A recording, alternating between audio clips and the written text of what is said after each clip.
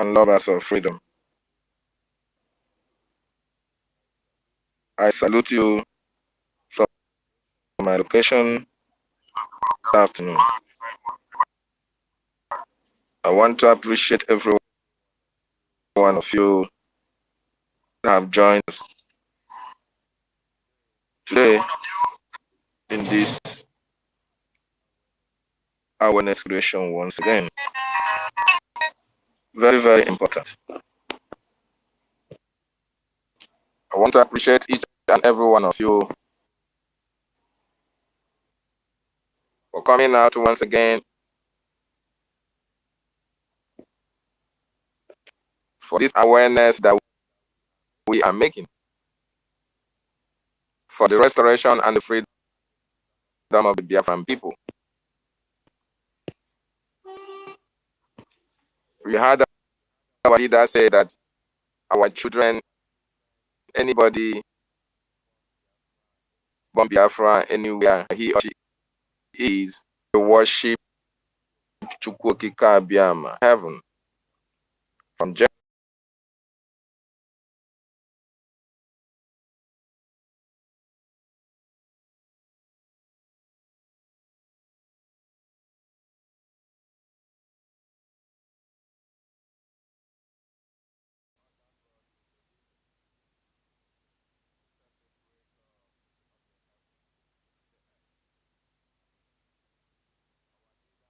saying, why do these people hate us? Why did these people subject us into slavery, into subjugation? Why do they want to annihilate you and I? The reason being that because we are children of light. We are the sons and daughters of God. We have a special place in God's kingdom. We are the first set of humans that grace the earth. Ndị Igbo ka Igbo. And anyị bụ ụmụ Chineke. That is why these people have seen the glory of God in us. They don't want this glory of God in us to shine. They want to hold us into perpetual bondage. That light in you, that light in me, they don't want it to shine. They don't want it to shine brightly. They want to cover it. That is why they try to hold you and I down from living up to our expectation of Chukwokika Abiyama. Fellow Biafrans and wonderful people, I welcome you to this afternoon space. It is very, very important that we understand that we are at war with the terrorist Nigerian state. And you ask yourself, what are the sins?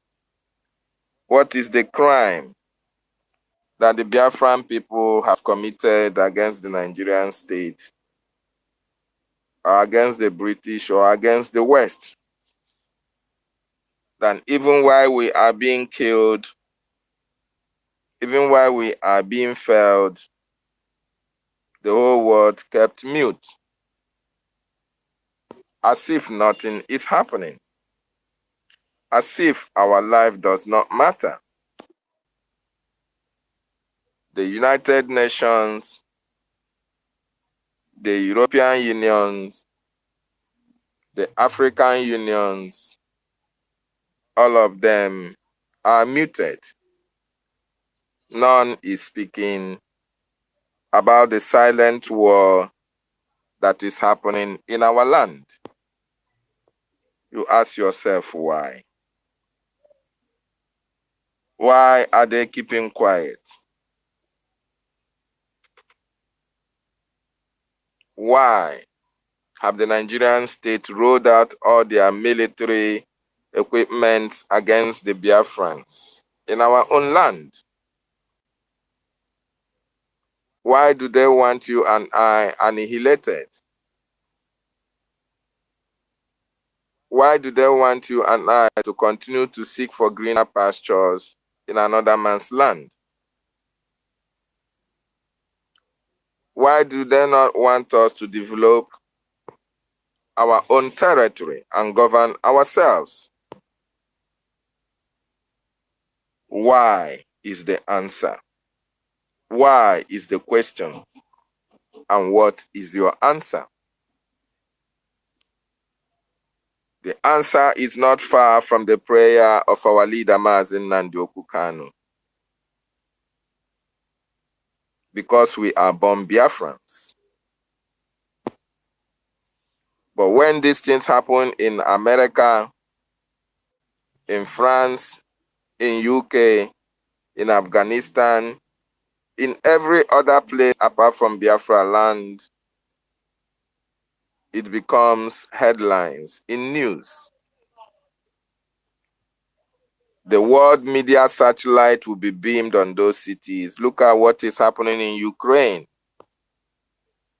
It's being talked about on a daily basis. Their news carries it every day.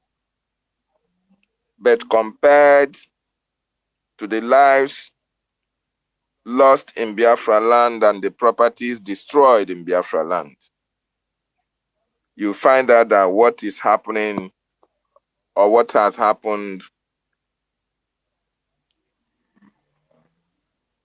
in what is happening in America, what is happening in France, what is happening in every other place, find out that that which is happening in Biafra land is not considered a priority. The amount of people that were killed in Ukraine cannot be compared to the lives and properties that have been destroyed in Biafra land. Fellow Biafrans and wonderful people, we are coming to you live through the Homeland reports of the Biafran Republic government in exile from the homeland and from the 40 states of Biafra land. I welcome each and every one of you. From Aba State, I welcome you. From Adoka State, from Afema Igodomi Igodo, from Ahoda State, from Akiporo State, from Alonso State, from Aludo State, from Anioma State, from Brenham State, from Calabar State, from Ebonyi State, from Eda State, from Enugu State, from Yepia State, from Isan Igodomi Igodo State, from Eziani State, from Iden Igodomi Igodo State, from Idung Ibong State, from Igala State, from Ibani State, from Eka State, from Ikemba State, Ikom State, Ikumesia State, Itai, Iwere State, Ihuraha State, from Odumegu State, from Ogbia Izon State, from Ogoja State, from Ohabuenyi State, from Ahuku State, and from Okigwe State, from Omambala State, from Olu State, from Owerri State, from Kwaya State, from Central Atlantic State, from Urobo, Isoko State. I welcome each and every one of you. I'm from the Confederating Capital of the United States of Biafra, Ebube. I welcome you to this very special edition of this space. Thank you so much for joining. Fellow Biafrans and wonderful people, what is the job of the United Nations? What is the responsibility of the European Union? What is the work of the African Unions? If not to make sure there is peace all around the world. if not to quell disturbances where there arises, if not to report insurrections wherever it's happening, if not to bring nations to nations together in peace, and even to divide nations and nations in peace, to make sure that peace reigns supreme all over the world. Is now not supposedly be the responsibility of the African Union, of the European Union, and of the United Nations. These United Nations claim that they want peace all over the world, in Africa, in Asia, in South America, and the likes in Europe. These people are proponents of peace all around the world. Yet, Africa have been ravaged with wars. Africa have been ravaged with insurrections. When you look at what is happening in Congo, which African country today is not undergoing all manner of civil disturbances in their various countries? Look at what is happening in Nigeria, especially in Biafra land. You'll agree with me that the vast natural resources that the world are using to power their economy come from Biafra land. You'll agree with me that the mineral resources that Nigerian government are selling millions and millions of dollars, in some cases siphon the money, are coming from Biafran territory. Now, these United Nations, the African Unions, and the European Unions know what is happening in Biafra land. They know that people are being killed. They know that terrorism are happening in Biafran territory, orchestrated by the Nigerian state. They know that international crime was committed against the leader of the indigenous people of Biafra. And what are they doing about it? Why have they not been able to step in to stop the killings, the disturbances that the Biafran people have faced? Why is our life not mattering to them? Why will Biafran be killed and the world will look the other way around? You will see that indigenous people of Biafra has been in detention for close to 4 years right now. Are you telling me, or will you agree with me or disagree with me, that if Mazi Nnamdi Kanu was to be a British citizen, supposedly British, real British citizen, or a French citizen,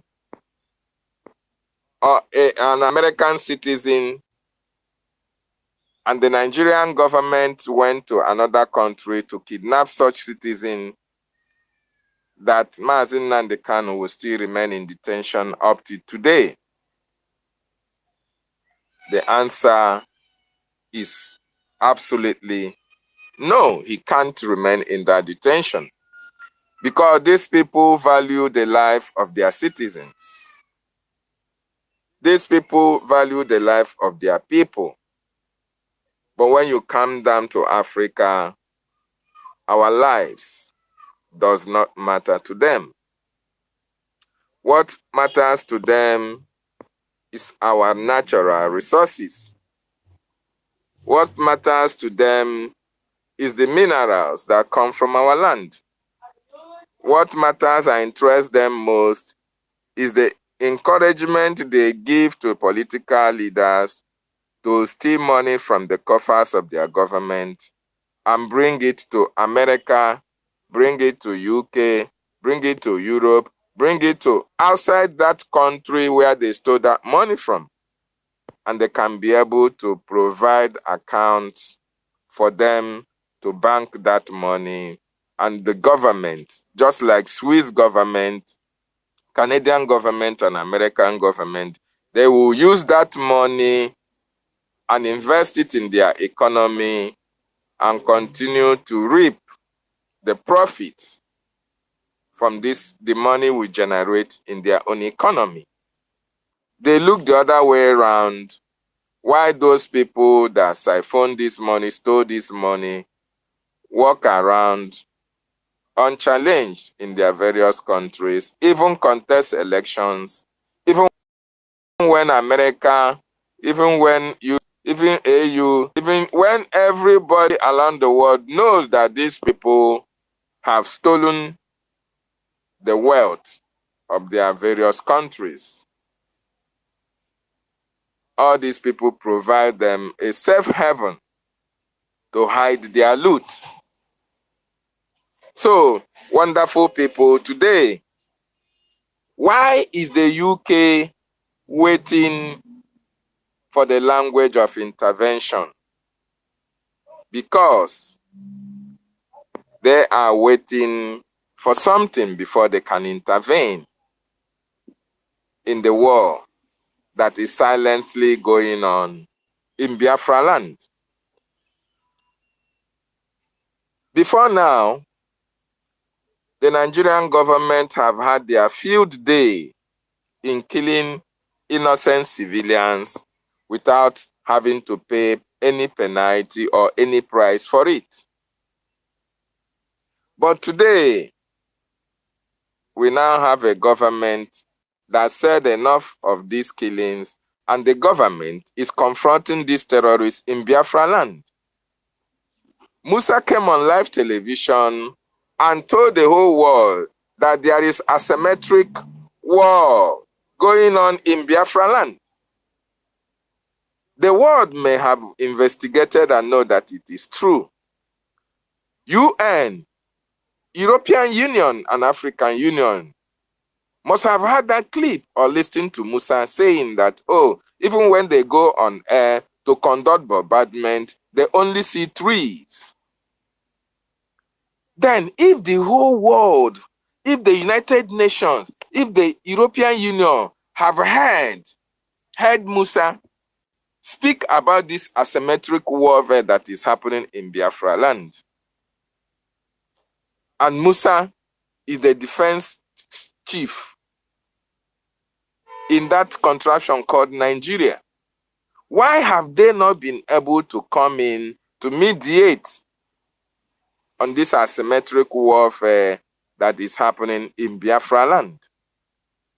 Why is the United Nations not sending envoys to come to Biafra land or come to Nigeria and call Nigeria to order to come and negotiate with Biafra on the need to stop this asymmetric warfare that Musa talked about? Why is the European Union not calling European Union meetings to talk about this asymmetric warfare that the Biafran people's land has been invaded and killings going on in that contraption? Why has the African Union that we fall within not been able to call a meeting of African Union heads and talk about the asymmetric warfare that is happening in our land? You know why they have not been able to speak? You know why they have not been able to intervene? You know why they have not been able to call Nigeria to order? Because to them, we have not spoken in a louder language that will require their intervention. To them, our language of resistance is not enough. To them, we have not been able to start the burning of government houses. We have not been able to start the burning of political leader houses. We have not been able to destroy their embassies. We have not been able to come to their embassies in Nigeria and tell them to lock it up, that we no longer need them in that contraption called Nigeria, because they have not seen their embassies going up in flames. As long as we are killed in Biafra land and Biafra territory, it doesn't matter to them. As long as the government houses in Biafra land continue to stay, as long as the military barracks continue to function, as long as the police stations and the secretariat where they write all the documents, evil documents that propels them to siphon our money, as long as those places are still intact, they are not going to come for intervention. And as long as most of the pipelines that channel our crude oil to their various countries are not being burnt, they are going to continue to keep mute and keep quiet while Biafra land continue to burn, while our people continue to be killed. These people are not ready to speak on our behalf. They are not ready to intervene. They are waiting for us, for that strongest language that will propel them into intervention. And that language is the reason why our Prime Minister and the Biafran Republic government in exile have brought out a special IOU loan. The reason why that special loan was brought about is for us to speak in the language that the United Nations and the EU and African Unions will understand.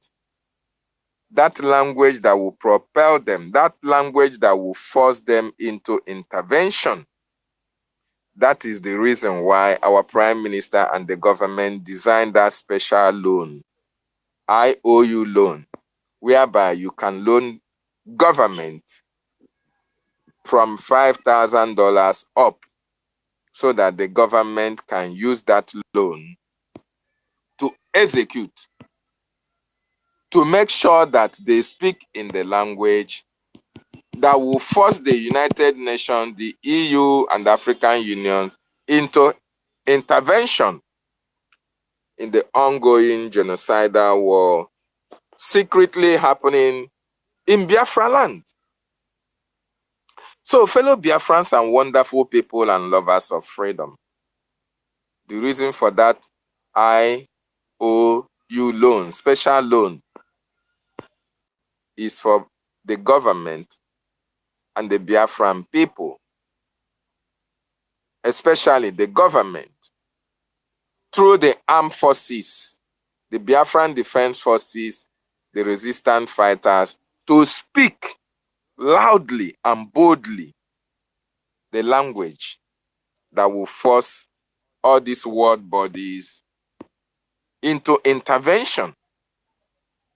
So, fellow Biafrans, if you want the world to intervene, if you want United Nations to intervene, if you want European Unions to intervene, if you want the African Union to intervene in the genocidal war that is secretly happening in our land, you have to loan the government your money. This money, when you loan it to government, that money is not going to enter voicemail.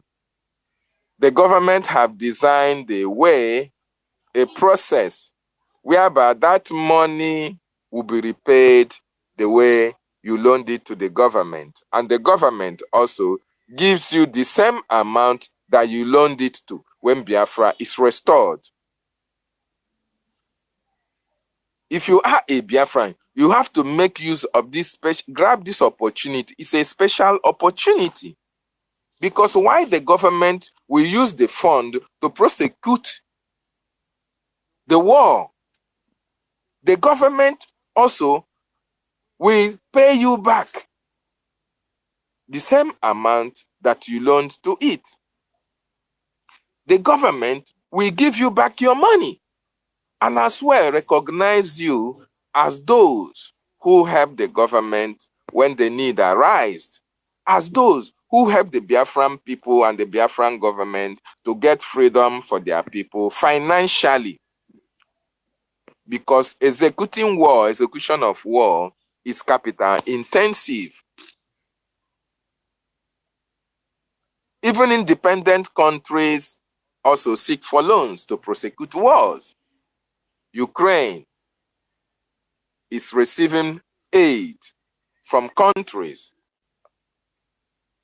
Israel is also receiving aids. These are independent nations, yet they need money to be able to withstand what is happening in their various countries. In the same vein, the Biafran government, yet independent, needs money.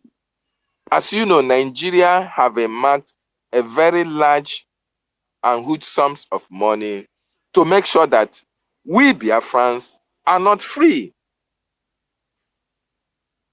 They have bought everything that they need to buy, including buying over certain individuals who should have spoken about our freedom, including buying medias who should have torchlighted what is happening in Biafra land,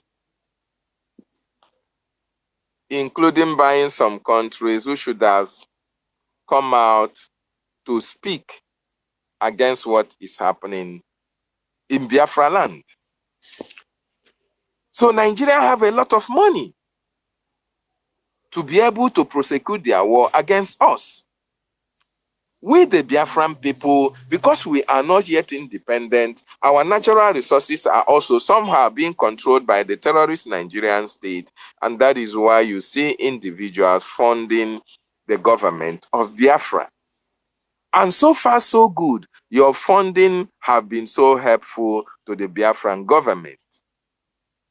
It is because of your funding that we are where we are today. It is because of your funding that the Nigerian terrorist state can no longer kill people at will or go to our various communities and arrest people indiscriminately without having to pay for consequences of their actions. It's because of that your funding.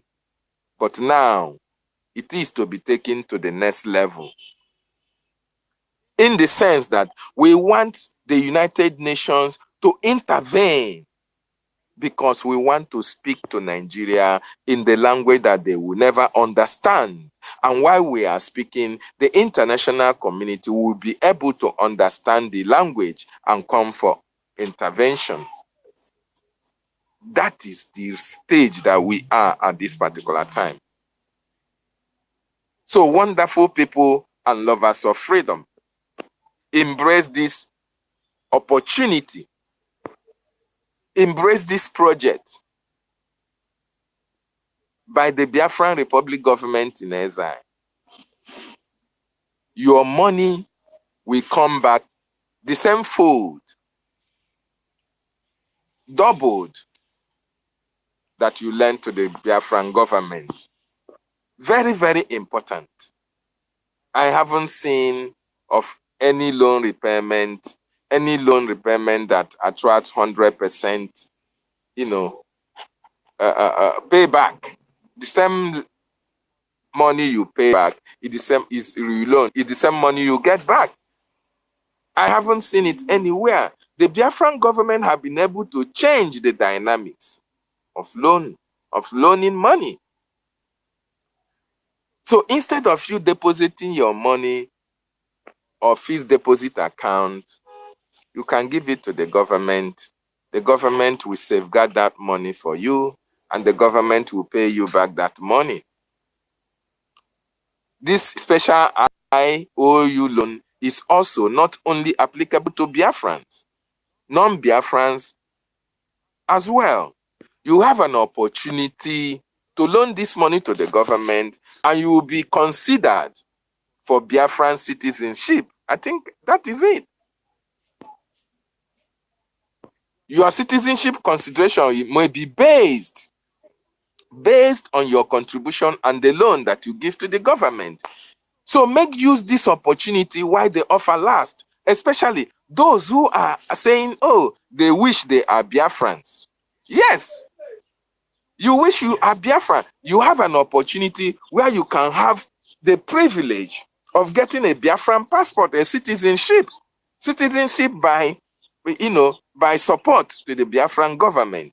I bet you can never regret your action, loaning money to the Biafran government. And when Biafra is restored, you have opportunity, you get your money back in double, and as well have an opportunity when you apply for citizenship in Biafra, the government, considering your support to it when it needed money most, the government will certainly approve your citizenship status. And you will enjoy Biafra for the rest of your life. And your generation will also be very proud that you loaned this money to the government of Biafra. You know, the government is talk and do government. It is not propaganda. You can as well see what the Prime Minister and the government have achieved within this shortest possible time. Within 5 years, below 5 years, the government have achieved a lot. And whatever the government of Biafra says, it does. It is not a government of Nigeria that will take loan and develop other areas and leave the Biafran region where that money, where the repayment of that money will come from. They will take our natural resources, our mineral resources, and sell it and repay the loans that they took. Whereas the loan that they took, they were not able to even invest it in Biafran territory. And you still want these people to continue to be in that contraption called Nigeria. It is practically impossible. Biafrans have woken up. We have decided that we are no longer part of Nigeria. Look at what is happening in that contraption today. They are protesting to end bad governance or bad government. Biafrans are sitting at home. Biafrans are doing their businesses to demonstrate to Nigeria that we are no longer part and parcel of Nigeria. And they continue to try to rob us in, to try to paint it like, oh, we are not part of you. The only people that are part of Nigeria are those terrorist enablers, those that are having political positions in Biafran land for Nigeria. These are the people who are still regarded as Nigerians. Every other citizen of Biafra is a Biafran. We no longer regard all these political efulefus, all these intellectuals, all these sophisticated morons that we have all over Biafra land. These are the people that are part and parcel of Nigeria, ordinary citizen on the street, or any Biafran that you have an opportunity of speaking with, he or she will tell you that they all want Biafra, not Nigeria. So that is the reason why we must try and help our government to get freedom for us, to speak in the language that will warrant United Nations intervention, to speak to the terrorists in the language that will warrant European Union's intervention, to speak in the language to the terrorists that will warrant the African Union calling emergency meeting and sitting on the table to discuss and talk about the intervention of what is happening in Biafra land. Very, very important. So, wonderful people and lovers of freedom. Biafrans and non-Biafrans and lovers of freedom. Friends of Biafrans, embrace this opportunity and you will never, ever regret it. In fact, that will be the greatest positive decision you have taken or you will take in relation to Nigeria and Biafra. Very, very important. Your name will always be remembered, and your certificate that will be given to you by the government will always speak for you, even when you are not there.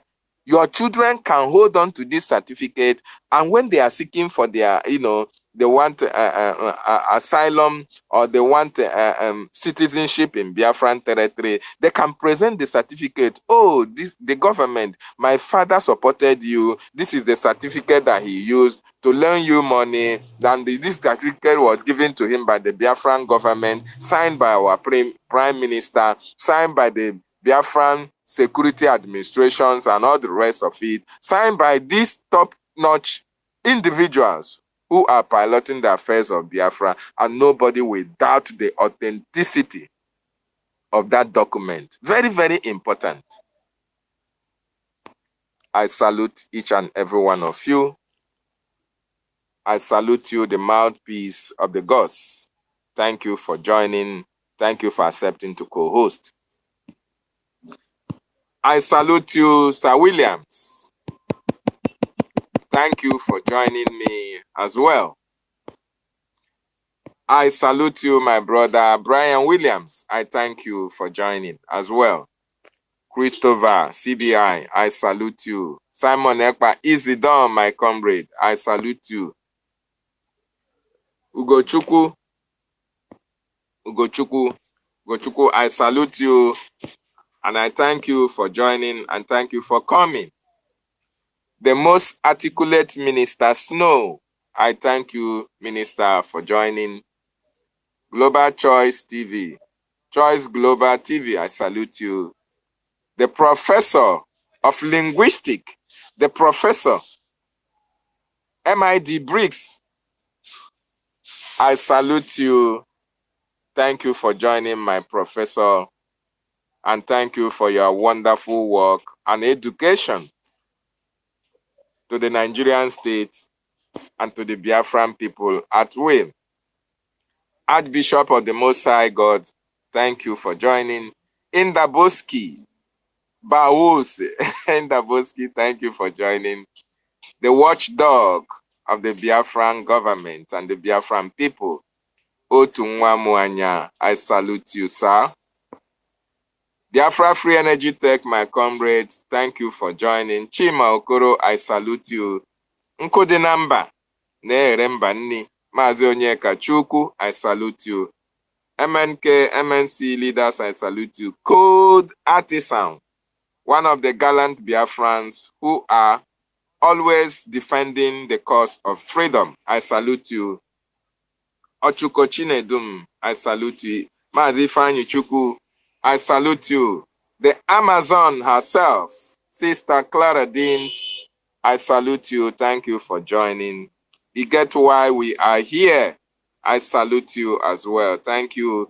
Fun Girl, I salute you. Asebunam, Reg and Fury, my brother from the coastal region of Biafra, gallant Biafran, I salute you. Lord Cyprus, Chizoba Chukwu, I salute you. Ngozi Chukwuka, I salute you. Anasta, Biafran champion, Buffalo, I salute you.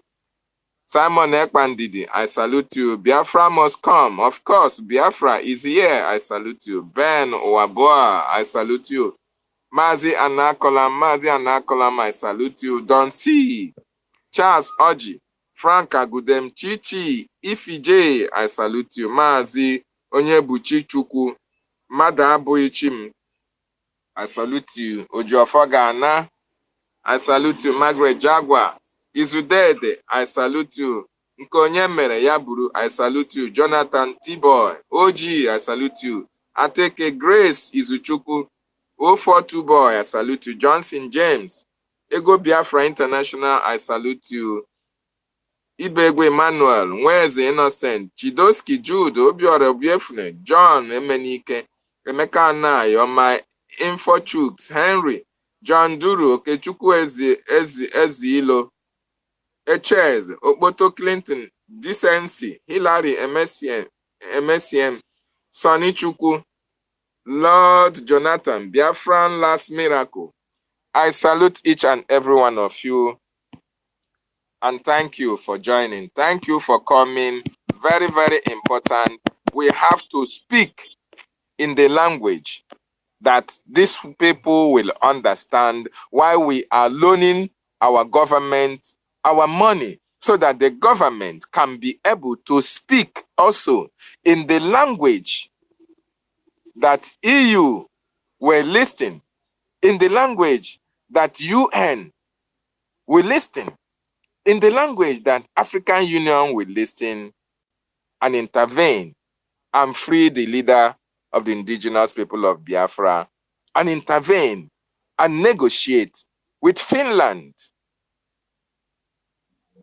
on the need for that separation from Nigeria and Biafra.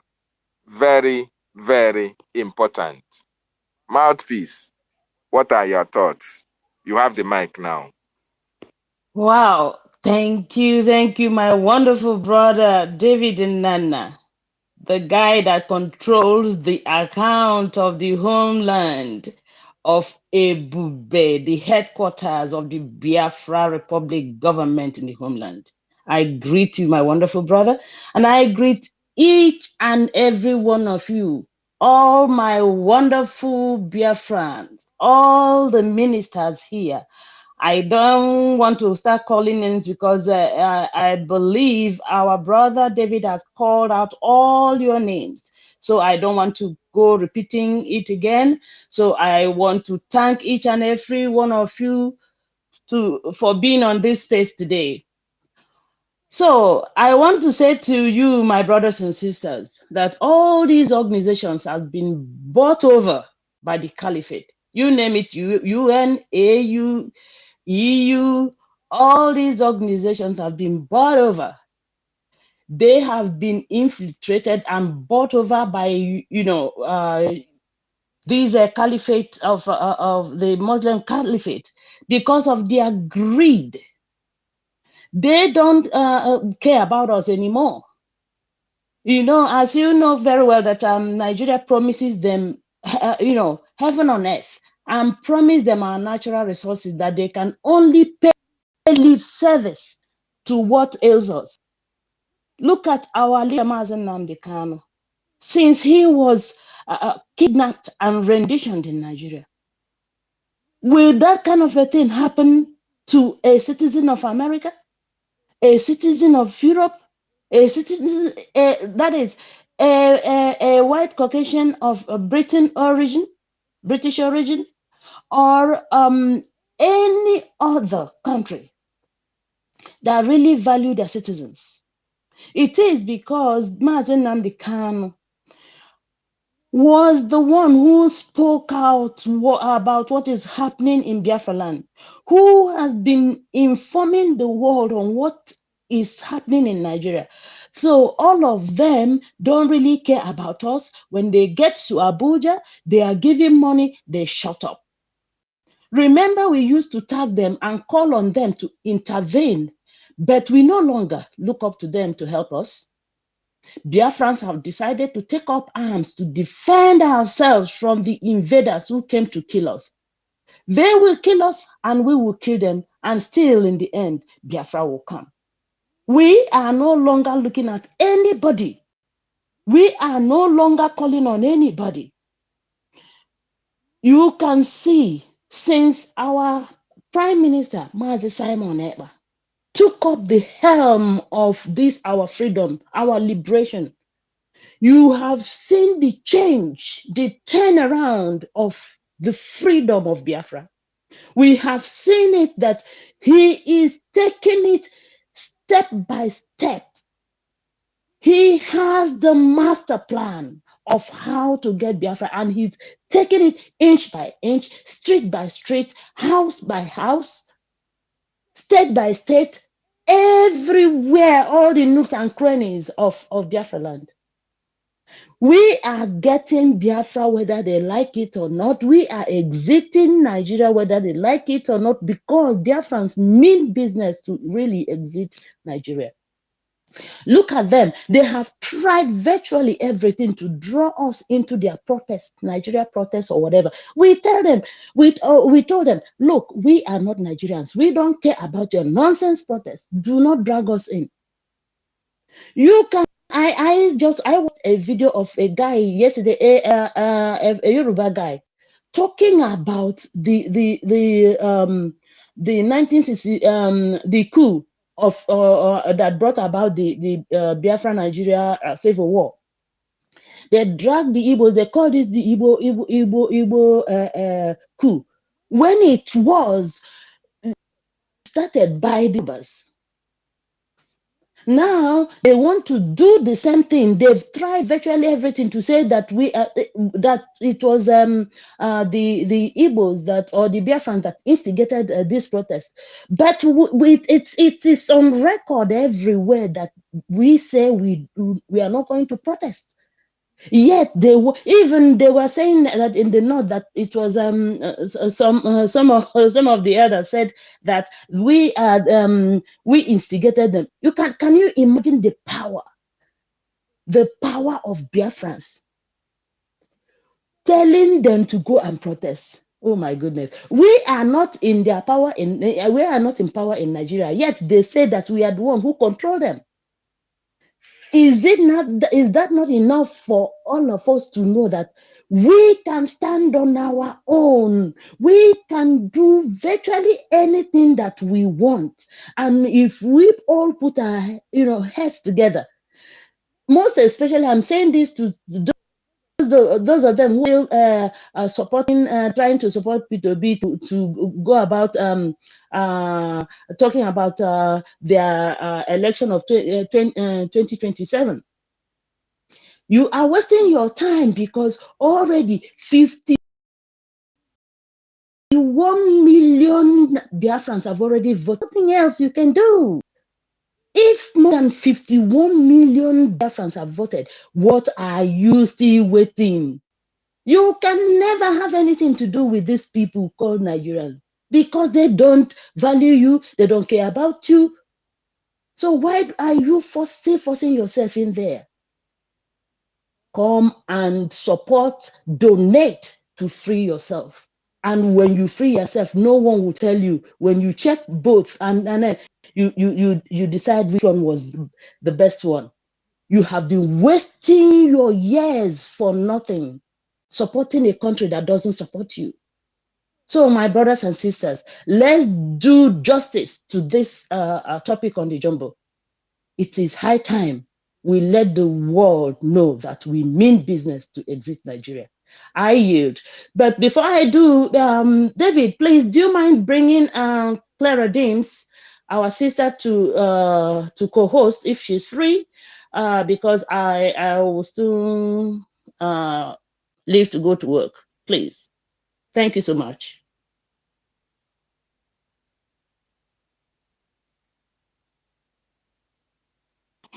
Thank you so much. Over to you, Brian. Thank you. Mr. Dave, I greet you. Mouthpiece of the gods.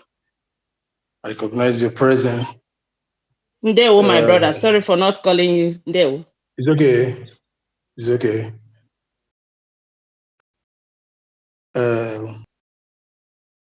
Ministers in the house, the media, Mr. Snow. I greet every one of us here present. I'm humbled to be in your midst.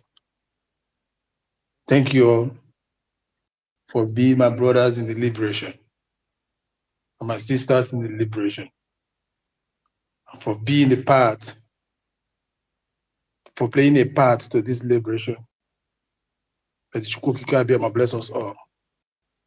Say, United Nations, European Union, African Union, waiting for a language of intervention. Hash, free, Mazi, Nandi, Kano. Like Mouthpiece said, I'm going to start what she said. I picked something said. This union has been bought off. They have been bought off, of which is true. From onset, the zoological kingdom of our animal Nigeria, they brought out a very big war chest that ran in dollars to buy their way out. But there's something they don't know, that truth always prevails. And there is no how darkness can subdue the light. Nobody said that now. It will only take a time. And now is the appropriate time. All those while we have been agitating, God was using everyone that played that part, even those that betrayed. They were all evangelists. But they were betraying, but he uses them because Chukwu uses everybody, even thieves. He uses everybody, every one of us has a role to play. Those have played their part. But this time around, we are not folding our hands. That is why you see the zoo crying, the CDS crying today.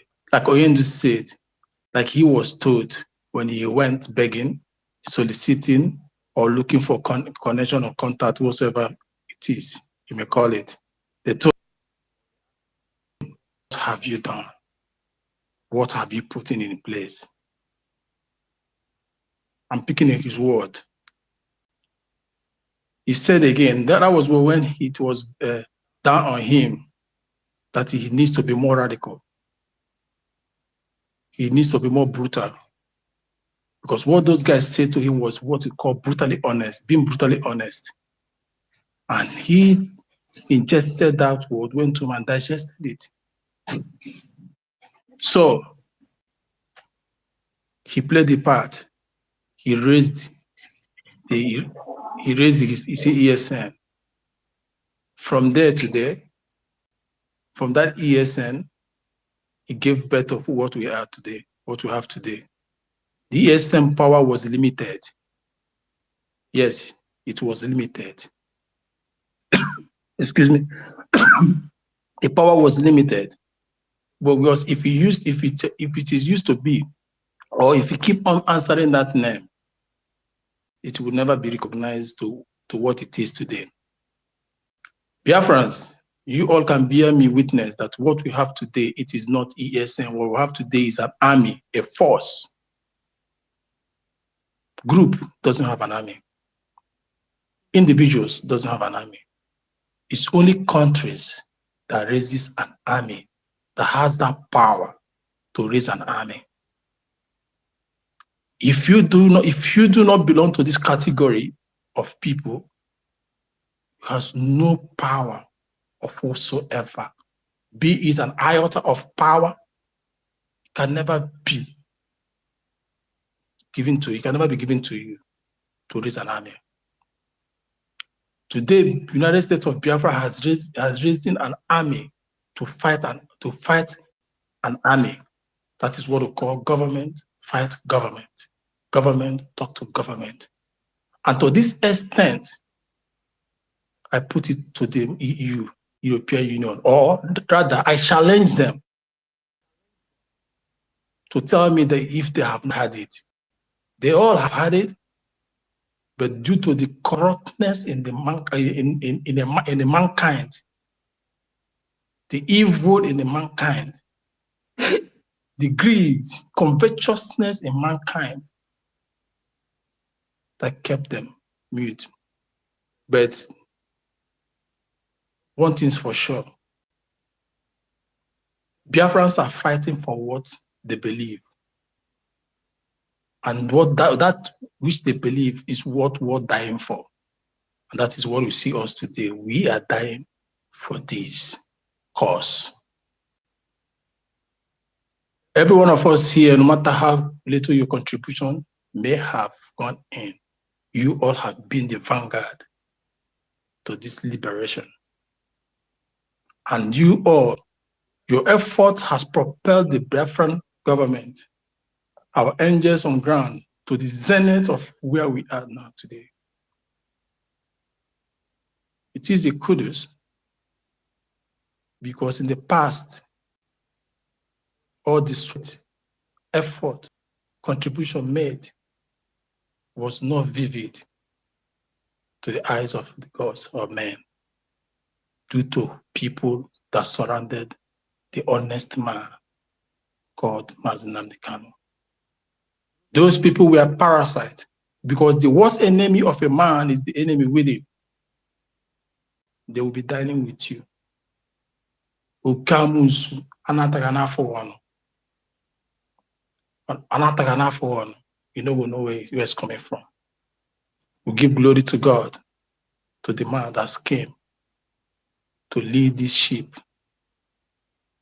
That for the man that came to lead this sheep in truth and honesty, and for the armies that surrounded him, the men and women of caliber that circled him. If not, because he cannot do it alone.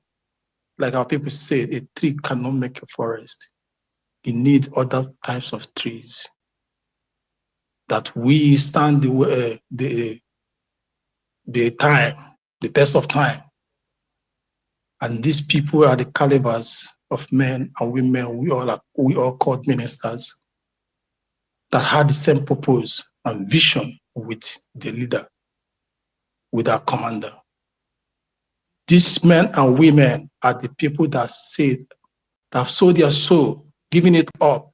So if whatever it may take, if be it our life, we are ready. Unlike those that we had in the past, in the name of whatever they call it, that started with D, I don't wish to complete it. Those were chickens. That at a root, as in when they hear the chicken's voice, they run. But not as it is today. Our men that surrounded our prime minister, roars, and their roar is very thunderous. And most especially, that unity, in Latin they call it unum et anima honor, that makes them to work with one body and one soul, undivided, indivisible. You cannot separate the head from the body, you cannot separate the body from the head. Everything are in paraphrase, in aligned, hand in hand. So Biafrans, let us not relent. Because if we do, the years of sacrifices will be in vain. It is a time, and that time has come, that we will champion this, sponsor this, support this with the highest blood in us, in our vein, because we have reduced the zoo to the barest minimum. They will not tell you, we have reduced the zoo to the barest minimum. They are just a floating country, shattered from every arms of government. Even the citizens have lost hope in them. All is because of our work. It is not bad. It is, yeah, zoo we are known with bad policy, but that bad policy, Biafra actions and inactions have put in fire in their bad policy, and it has affected them the most. And more, the days ahead is going to be like fire, and it's going to consume them all. That cry that they made our mothers, our uncles, children weep. Every living soul in the zoo, even those in the mother's belly, will cry bitterly, because that tears is the tears of vengeance. And we all are here, knowingly or unknowingly, have taken that oath, that responsibility within us, to see them cry, so that we know that blood runs in our blood. Thank you all. May God bless us all as we welcome every one of us. Thank you. The host can take up.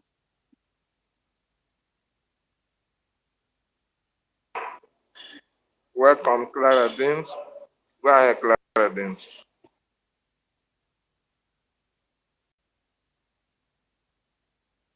Thank you, Dr. David Nana. Thank you, the host. Thank you for all you do for Biafra. Thank you. I'm aware Bridge's hands have been up and then he brought it down. So I'm not going to stay. I'm not going to be on there for so long. UN, EU, AU are waiting for language of intervention and hashtag free Mazi Nnamdi Kanu, hashtag Biafra Mass Exodus 2024, hashtag Biafra Restoration Declaration on the 2nd of December, hashtag IOU, hashtag data, everything we are doing, hashtag it, because that is the reason why we are where we are. Why we are the envy of the rest of the zoo. That's why they are attacking us, even despite the fact that we are not part of their protests, the hunger protests and bad governance protests, which we told them after the protest, what is next? What is next? They don't have an end game. But what have we got? We Biafrans, we know our eyes, what we have. We are focused and our eyes is on the rising sun. We know what we want is Biafra or Biafra. And that is the major difference. And that is why a lot of Biafrans, a lot of us have been coming on space to let you know that you cannot be doing something that is fruitless, a worthless exercise, a fruitless exercise that has killed people, that is not worth it. We've been there, we've done it, we know it all. So how many of them can be a Biafran? A Biafran had a war, we had a war, we know what it is like. And if what is happening now, we will do it again and we will be successful. We had the war in 67, 70, we had that war. We know what it is. We've been killed in various places, everywhere, in Enugu, Aba, and Bigbo. Our Biafrans have been killed, slaughtered in cold blood. We told you, if you are fighting for something, you are fighting for something to die for something, and that is Biafra. So, ladies and gentlemen, you are welcome to this Biafran space. Biafra is Biafra. And we don't want anything else, nothing they are going to say that will stop us from getting Biafra. And those of you hired assassins that are running helter-skelter, that you want to go and hire and kill whoever you want to kill, you have failed and you continue to fail.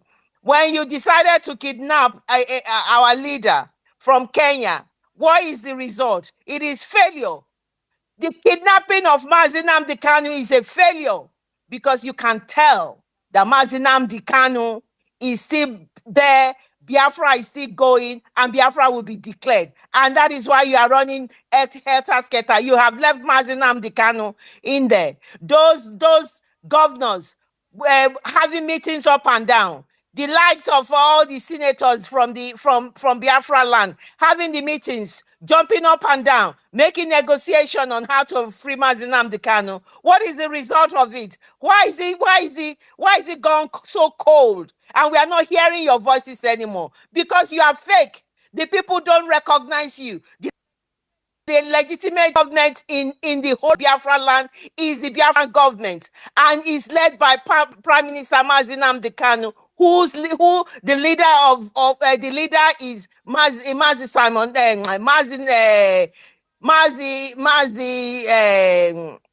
Nnamdi Kanu is the leader and Mazi Simon Ekpa is the prime minister. And that is the reason why you have all failed. Everything, nobody's listening to you. That is why we have our 49 million votes counting. And if all of you, the lies you're showing off, Biafrans sat at home, they didn't go out during the protest. You're taking the glory. And you know what is going to happen. You know the truth. Because you are never honest, you are always fake. And you will never say the truth. And we know that we are ready because Chuko Kikabiama said so. And we know in ourselves that what we are focusing on, it is attainable because nothing is going to stop us. And a message to the UN. UN, you have always been an organization that has made its impact. Your impact has been silent on the issue of Biafra, despite the fact that you gave them 6 months to make sure they release Mazi Nnamdi Kanu and pay him compensation. You went cold, you went silent, we didn't hear anything. They have approached you so many times, and the likes of the EU, AU, and every of these organizations. The atrocity your silence has committed, it has caused a lot of lives and death. And it's all been run by cabals and people of self-interest. And that is what it is. So we are telling you, we are giving you this information. This Biafra is going to be on self-interest. We don't have permanent enemies and permanent friends. So if you decide that you are not going to be our friend, you are going to be our enemy, then we don't even care about what your position, what you are uniting. Because as far as we are concerned, you are not uniting anything. And the European Union, your Europe ends where it is. The whole of Europe is almost in turmoil. So it does not bother us. And the African Union, I don't even know whether there is an African Union, because I have never even heard of that, because they have been so silent. So they are waiting for languages of intervention. I really don't, to be honest with you, all of this organization has let everybody down one way or the other.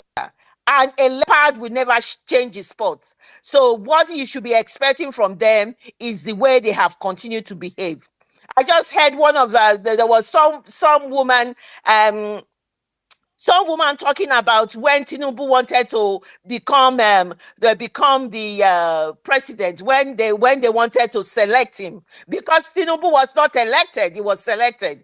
He said there was one Funke woman who phoned her and said, "Oh, Madam, please, I beg you in the name of God, Tinubu wants you to be one of the board members of one of these organizations." And this is what is happening. This organization are being put, the leaders of the people running it, board members have been put by different governments. So they are not effective. They just do the biddings of the country that is put them in, and for their own interests. So he says, "Oh, Tinubu said, I want you to do that." And then he said, "Oh, I'm not too sure. I don't want to do anything like that." And he says, "Oh, could you come so you you speak with Tinubu?" She said, "Oh, I bought the ticket, Lufthansa or something. I flew down to whether England or Paris, I'm not too sure, to meet Tinubu." And when he says, "Oh, what does he have for the Northerners?" For her to know what exactly he's going to tell his people. What does he have for the Northerners? Tinubu said, "To be honest, I have nothing." And believe me, that is why you people, the Afonjas and the Zoo people, you are wasting your time. Tinubu has nothing for anybody. All Tinubu has is to be buying their jeep that has been sold, the part of Shell that has been sold, and put his oil in Malta. They've bought the whole of all the Nigerian crude oil is being bought by his family. They are the owner of Orlando's. That everything that they are doing is for self-interest. Tinubu told this lady, he said he does not have anything. And as he's sitting down there, he has nothing for Nigeria, just to emancipate more wealth, and with his cronies to empty the coffers. The coffers have been empty anyway. They are just living on loans, and that is what they have. And that is what we are saying to you. Please, try and think, especially those of us in the coastal region. Try and think of this thing. You've been out there protesting and everything. What has come out of it? We are genuinely seeking a nation that will make us part of members of decent people in the world. It's a nation that we are seeking to remove ourselves from these shackles of slavery, of neo-colonialism, of subjugation and everything, to move ourselves from it. And you will not even think deep. Think deep, Biafrans. And those of you hanging on the sideline, and those of you that can fund this restoration. And Mazi Nnamdi Kanu, one of the quotes he said, somebody was playing the 10 quotes of Mazi Nnamdi Kanu. One of them was saying, "The day I declare the restoration of Biafra, that day we march." That day is coming closer. Our preem is going to do that. You must fund this declaration. You must fund it. Declaring it means resources. We have excellent Biafran Liberation Army and Defense Force who are volunteers, who love their country, who have made a vow they will die for their country. They will protect the innocent women and children. They will protect innocent fathers and people, all elder people. They will defend their country no matter whatever it is. All they need is your support. All they need is for you to fund them. Do not stay on the sideline. Those of you who have that mass wealth to fund this Biafra restoration, that's because Biafra is the only answer to everything. Thank you very much. I yield my mic to Brgie or to the host back. Thank you. Thank you so much, our wonderful lioness, for that submission. The Professor, MID Briggs, you have the mic, sir. Welcome, sir. The compliment of the seasoned brothers and sisters and lovers of freedom. We are here 247, 24 hours around the clock. Applause to our mothers and our women. Sister Clara Dean, Clara Deems, you are very, very appreciated in the way you speak vehemently. I want to also recognize the presence of Sir Williams, Mr. Snow, Frank, Mazi. You know, we are too much. I want our people to understand that we are shaking the yoke of Islamic negative na. That is, we are shaking. How can people come from Futajelon, from the old Uzbek Empire, to determine what is happening? They tied our people through deception. When you say takia, it means deception, it means oshe, it means arangeklivu. It means that people have been deceived, not to believe in their own. Look at pastors are being raised, reverend fathers are being raised to go against their forefathers. I saw a reverend father saying that their forefathers used to kill twins. My brothers and sisters, does fighter jet kill twins, father of twins, mother of twins, wife to the twins concerning human being? Fighter jet carries Ogbunigwe in the air and it throws it and it destroys everything. Reverend Father cannot criticize the fact that fighter jet, which was manufactured by white man, who brought Christianity to us, that fighter jet kills twins, mother of twins, et al. Their sense have not reached to the extent that these people deceived us, that they just came on sole purpose of demonizing our essence, ESSENCE. They are not able to understand that. They go forward, they go further, supporting enclaves of the colonialists in that territory. You know, when we talk about authority, people don't know that the authority belongs to the people. To the people means the indigenous people. Authority belongs to the indigenous people. In any territory, authority belongs to the indigenous people. Our people being deceived much. Brothers and sisters and lovers of freedom, we are talking about the reason and why the United Nations is so adamant. The United Nations is waiting for a moment of what? Intervention. The UN, the EU, African Union, waiting for language of intervention. What does it mean? They are waiting to know the level of we being proactive. I beg many of us that they should pardon me in my manner, because I speak as a military man under the auspices and the auspices of Biafran Republic government in exile.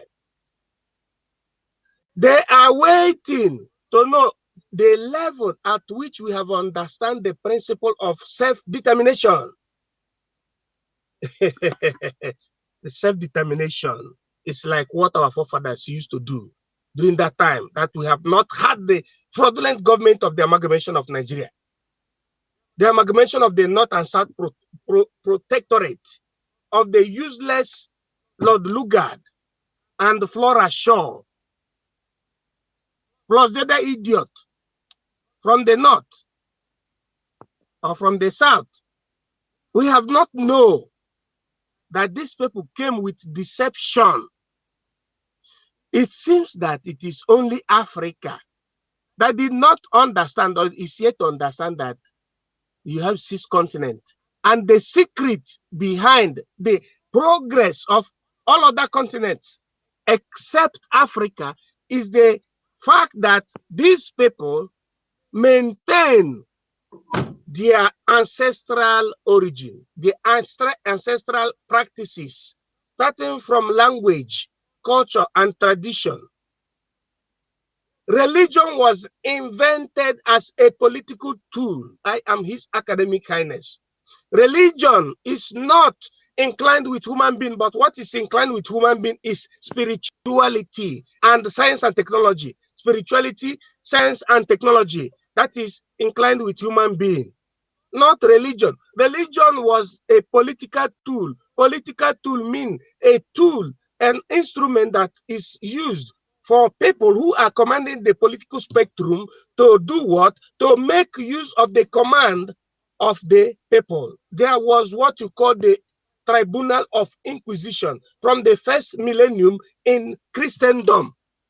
This tribunal or Tribunal of Inquisition was introduced even against Africa. It was introduced against even some European people who spoke it against the dictum and the practices of the Prospicant Roman Catholic Church. As at that time, it was not called Roman Catholic Church, but it was called Sacra Romana Ecclesia. That was what it was called. They use this instrument in order to divert people intention from the originality to what you call the religiosity. That is the same thing that is applicable when we take it together in Islamia. Alhamdulillah. When you talk about the Sunnah al-Islam, they use the same deceptive methodology to make sure that everybody that is following Islam is so loyal. And it is quite different from its original name of Ishmael. Ishmael is the son of Hagar, or was the son of Hagar, from Abraham. Let us put it in that way. From Abraham. Ishmael is the son of Hagar, which is the wife, second wife of Abraham. And Islam today use this deceptive ideology of religion to make sure that they force everybody into doing the wrong thing. You put Islam, you put Christianity, which are what you call monotheistic religion. They are the people that brought religion, contemporarily speaking, starting from the time of Emperor Titus, the first 100 years after the death of Christ. Brothers and sisters and lovers of freedom, I don't want to take it too long.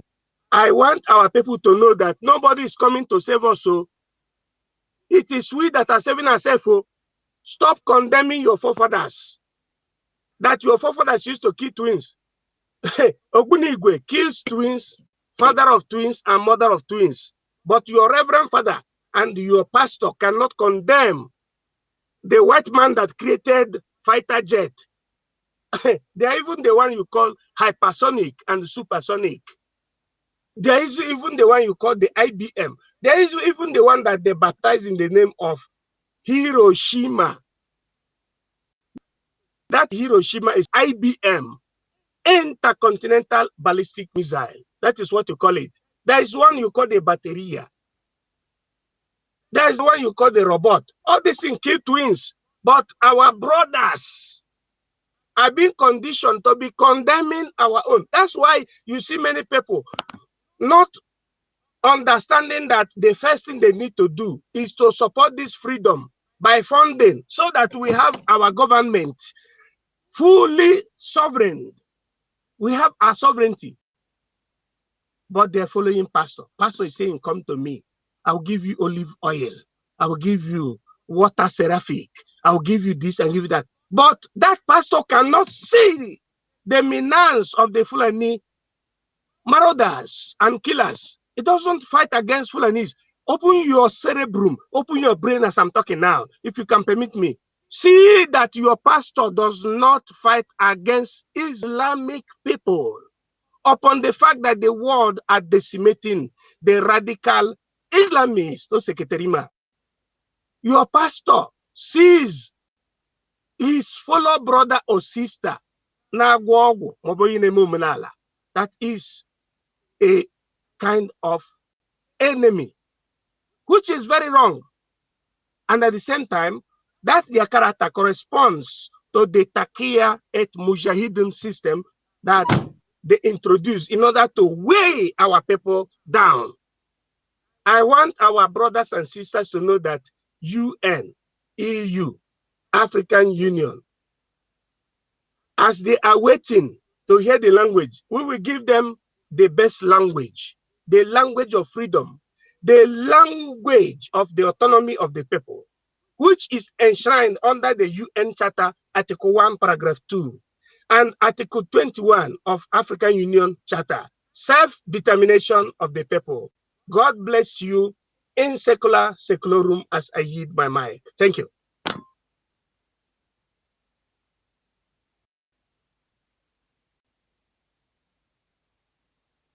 Thank you. Thank you so much.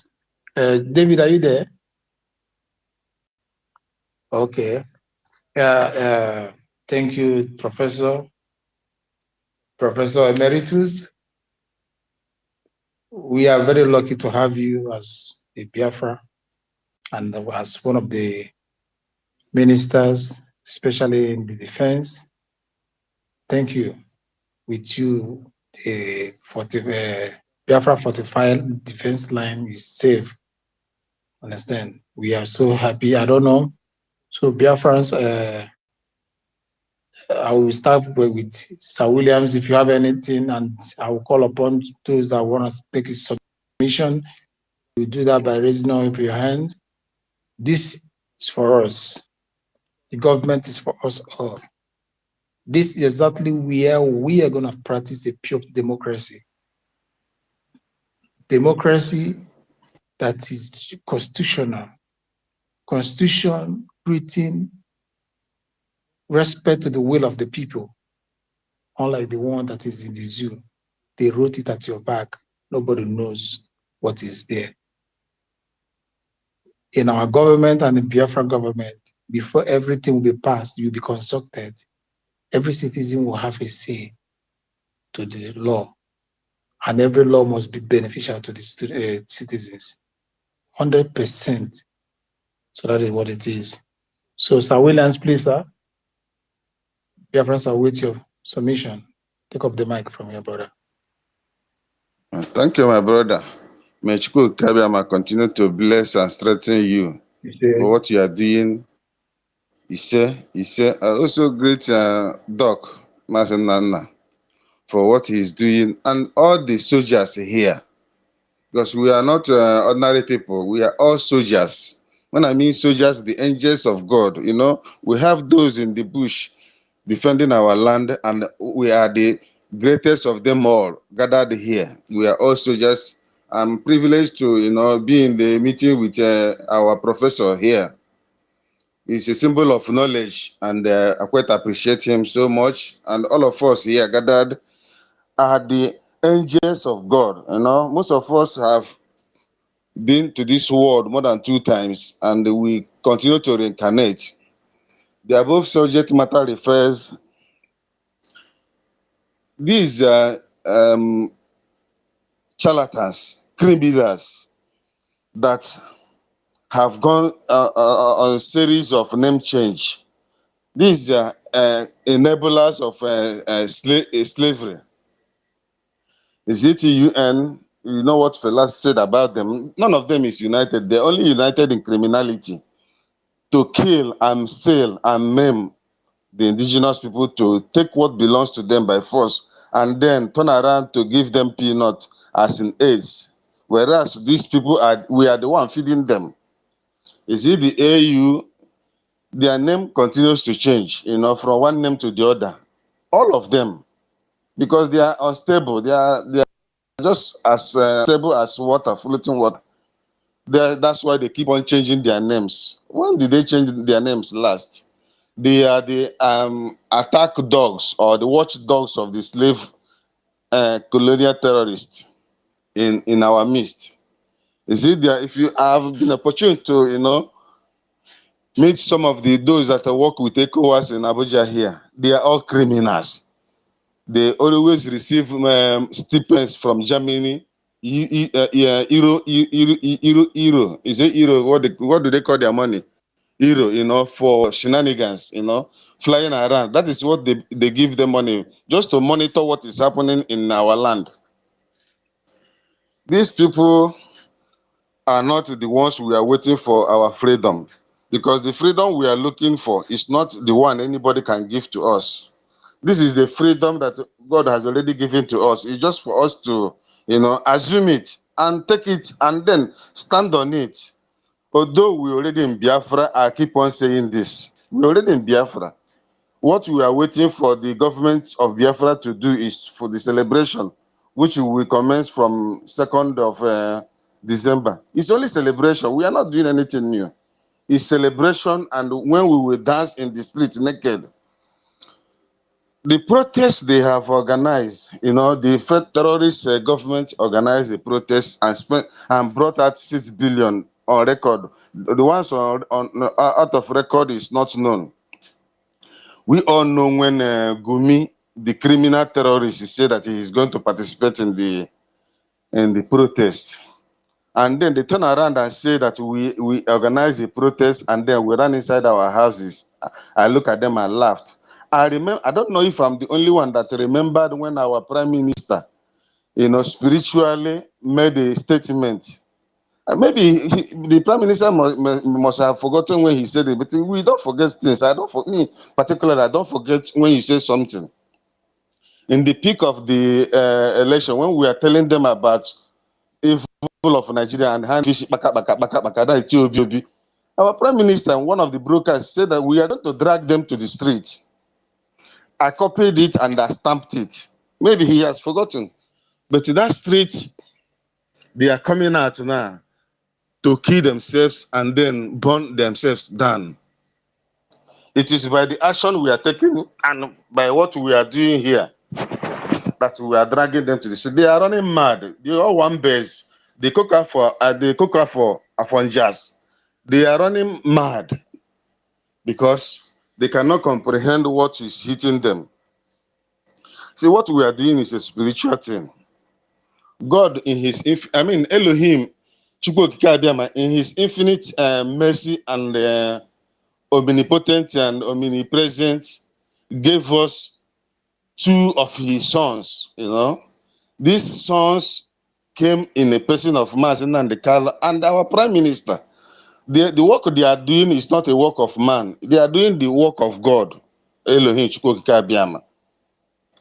And whenever they make utterances or make statements, that statement, instead of it not to come to pass, the heaven and earth will cease to exist.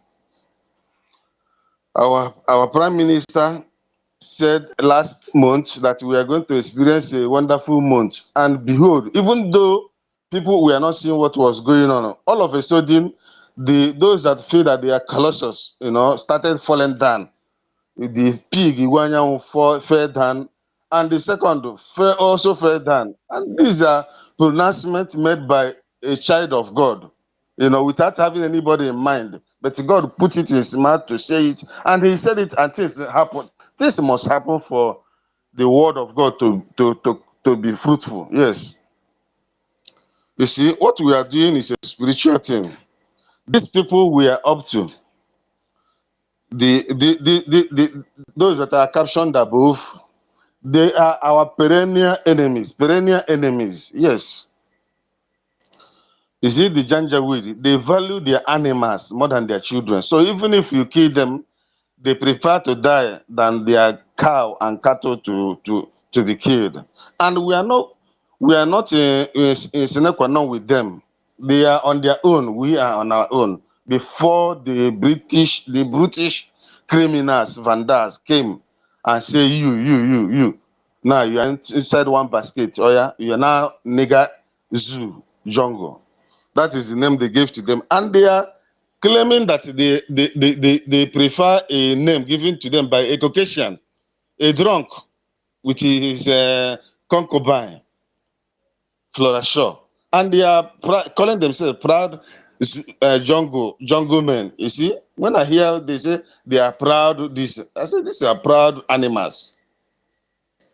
What are we talking about? OBJ created their Sharia, you know, through their British and European criminals. He created Sharia in a country they have told us that it's a secular country. You know, this man came after they have packaged their declaration of Abuja 89 and then put it in a document, a paper, and then from backyard they brought Obasanjo and then used Obasanjo to cement a criminal document. You can imagine. When we asked Obasanjo, why are you here? And these people are declaring the North as a Islamic state. He said that one is their business. When they are tired, they will stop. That it doesn't affect the South. But all of us are here that a son of God was arrested in the South and brought to the North for Sharia trial. And we kept quiet. When they set him on bail, they followed him to his house to kill him. And we kept quiet. And they think that we are happy people. No, we are not happy people. Me, myself, I'm not happy. And then they went again to Kenya, all the way to Kenya, to kidnap this son of God and keep him in their dungeon.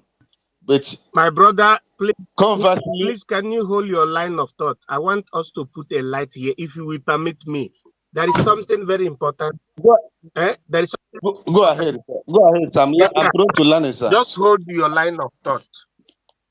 Just hold that. Yes, I'm sir. trying to add to what you're saying because this is very important. You know. Go ahead, now, sir. Say two things. One was the Abuja Declaration. Then the other point is the invasion of the House of His Excellency Mazi Nnamdi Kanu. Okay. Yes. The point that I want to put is that these two things were illegal in Nigeria, under Nigerian state. Under Nigerian state and under any constitution of Nigeria. Both were very, very illegal because very correct. The Abuja Declaration, it was because IOU, meaning OIC. I'm coming. Yeah, OIC, yes, Okay. OIC. Thank you for the correction. OIC means Organization for Islamic Cooperation, right? Am I right? Okay. So yes. we have to make our people to understand, because at times when you touch vital things like this, you jump and go ahead. People cannot digress.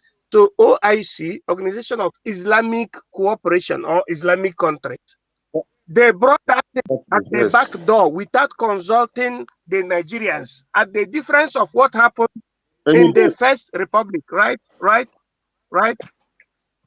In the First Yes, sir. There was something they called plebiscite, which means giving the people right to decide whether they will be part of Nigeria or not.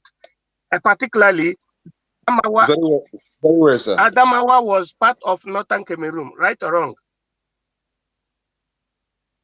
Very correct, sir. Then Bazonia, the president and Bazonia, which is Southern Cameroon, opted out from Nigeria. Southern Cameroon was part of Nigeria in the first republic. They are our brothers. Yes. So, but through a plebiscite that was conducted, the duo decided to belong or to opt out, which is in the constitution of the United Nations and every advanced nations. But the Abuja Declaration 1989 moved or cancelled the clause of referendum, or what you call the plebiscite. Did people knew or know today, currently speaking? You know why I call people Indomie generation? It's not to castigate people. The graduates. Well, at times I say that they graduated in packet of condom and Indomie. It is not to castigate them, but it's for them to know that when they remove your history from your curriculum, it means that they want you to be an educated imbecile. That is the meaning of that. Educated people supposed to be at the forefront in this affrontation of Biafran restoration, or the restoration of Africa, or what you call African Renaissance or emancipation. But educated people are graduated only in carrying bags for the inocua, or what you call the corrupt political na. That is point one. Point two is particularly to the second violation, what they did to the place of Nnamdi Kanu Afaruku Ibeku in the Aba State, currently Abia State, former. Nnamdi Kanu in 2017, meaning 2017, was enjoying his bail condition. The same government sent the military to go and shoot him. That is the violation of the Constitution of the Federal of Nigeria. And according to tort law, if somebody comes to kill you, you have to defend yourself. You have to scamper for your safety. We will teach the lawyers and the judges what you call jurisprudence and the basic nominae, the base of law, what you call the Magna Charta, the ground norm. Yes, we call it conflict of laws. Yes. So Nnamdi Kanu has never violated anything, but it is the Nigeria that violated both the Abuja Declaration and the Operation Python Dance, which sent the soldiers to go and search and to kill people of Nnamdi Kanu, including him and his dog. So they are practically errata, what you call condemned before the jurisprudence. God bless you. Continue.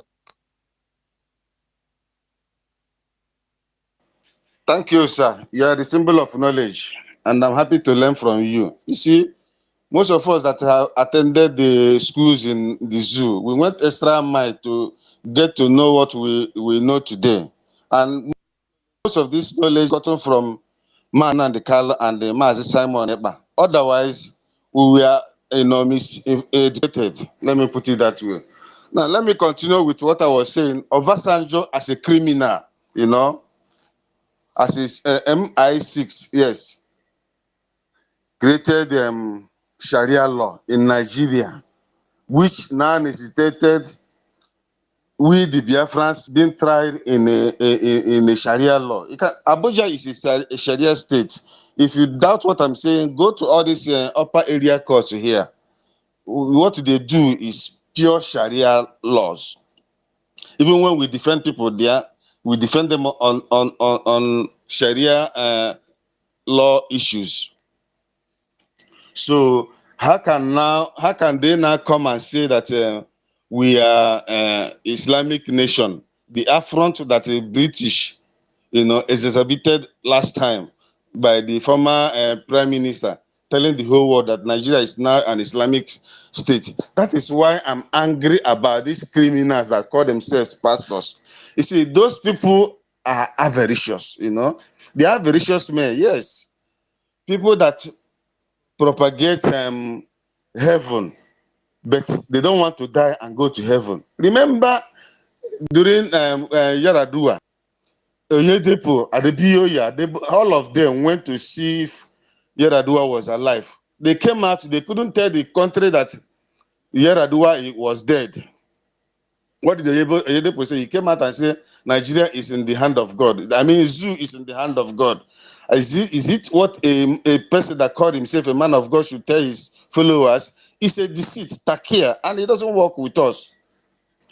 So these people, it's only God. They will reap what they sow on this earth. They will come and tell people different kinds of stories to, to pay tithes. That is their hallmark, that is their takia. Money, money, money, money, money. They want money to buy private jet and do all those things. They are never prone to say truth. They can never say truth, just like the way we are saying it here. Even though most of us don't have any kobo in our pocket, but we believe that Biafra is here. And we have seen it in spirit, and we have seen it in physical, manifest by the action we are taking, the action the government is taking. We are the government, because no government functions without the citizens. So all of us are the government of Biafra. I say it, yes, with all sense of humility. We are all government officials here, gathered here on daily basis.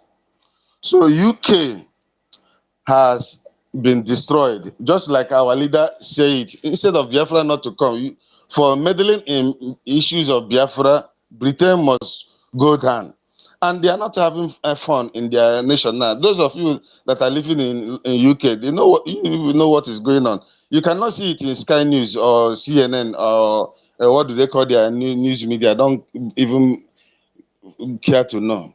They can never see it, but we see it on daily basis. What is happening there?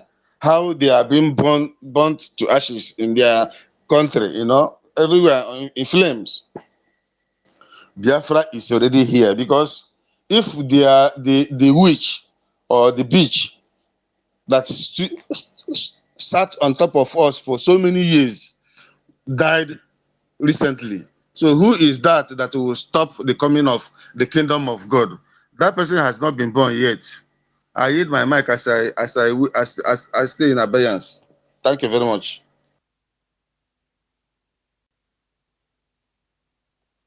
Thank you so much. If the witch that stood in the gap between Biafra and Nigeria died, if the witch that bewitched Biafrans, when our message is brought to the international community, she will bewitch the news. Biafrans were in the dark for a very long time. Our news was supposed to go wide, but because the witch was still alive, they have to suppress every news that come out from Biafra land. The witch died.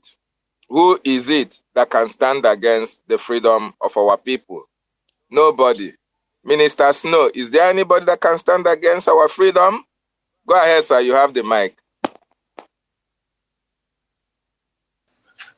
There's nobody that will be able to do that. But I think Biafra says was here before me, David.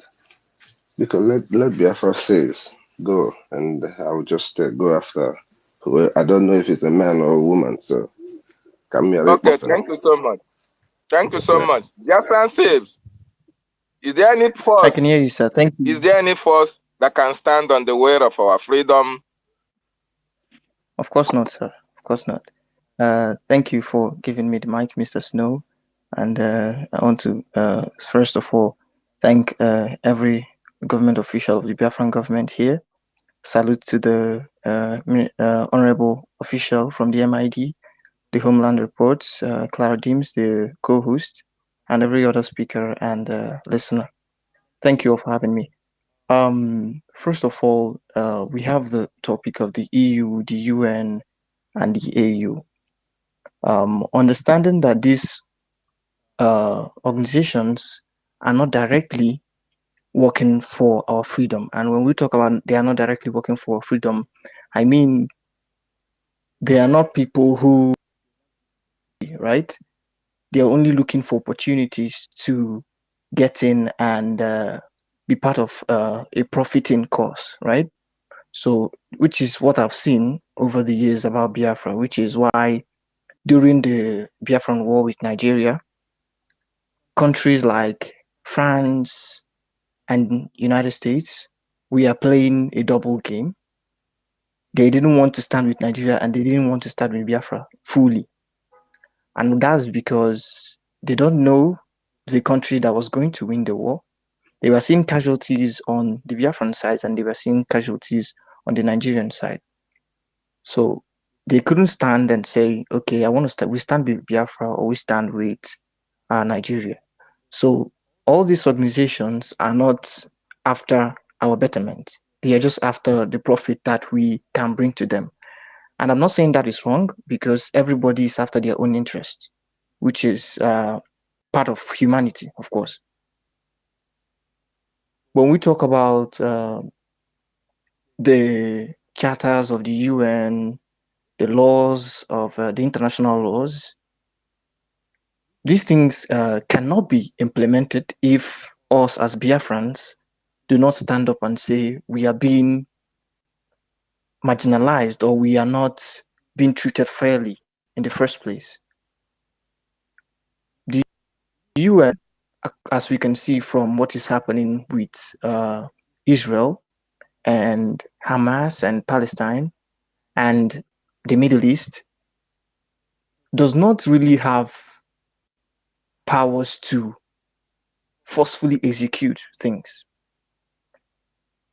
The people who execute the laws of the UN are collaborated nations of the UN who may see profit in an emerging nation or may see profit in a conflict, which is what we see with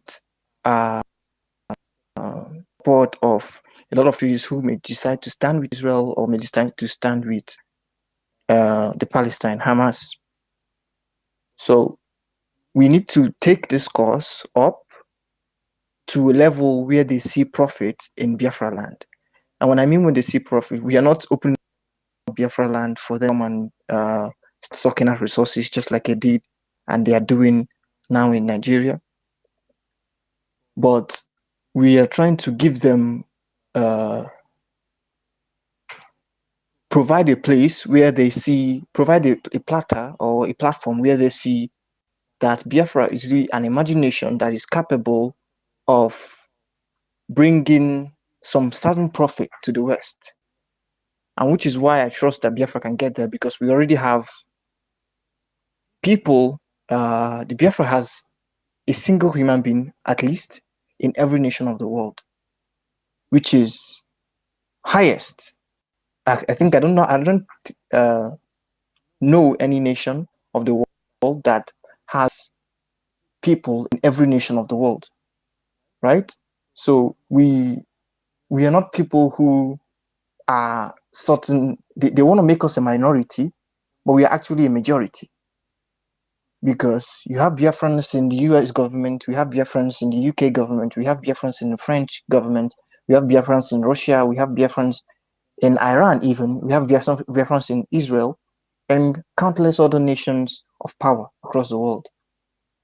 So Biafran nation, the Biafran nation emerging and becoming a sovereign nation is one thing that will be a change to Africa as a continent. Why? Because when Biafra rises, we will drag other nations up with us.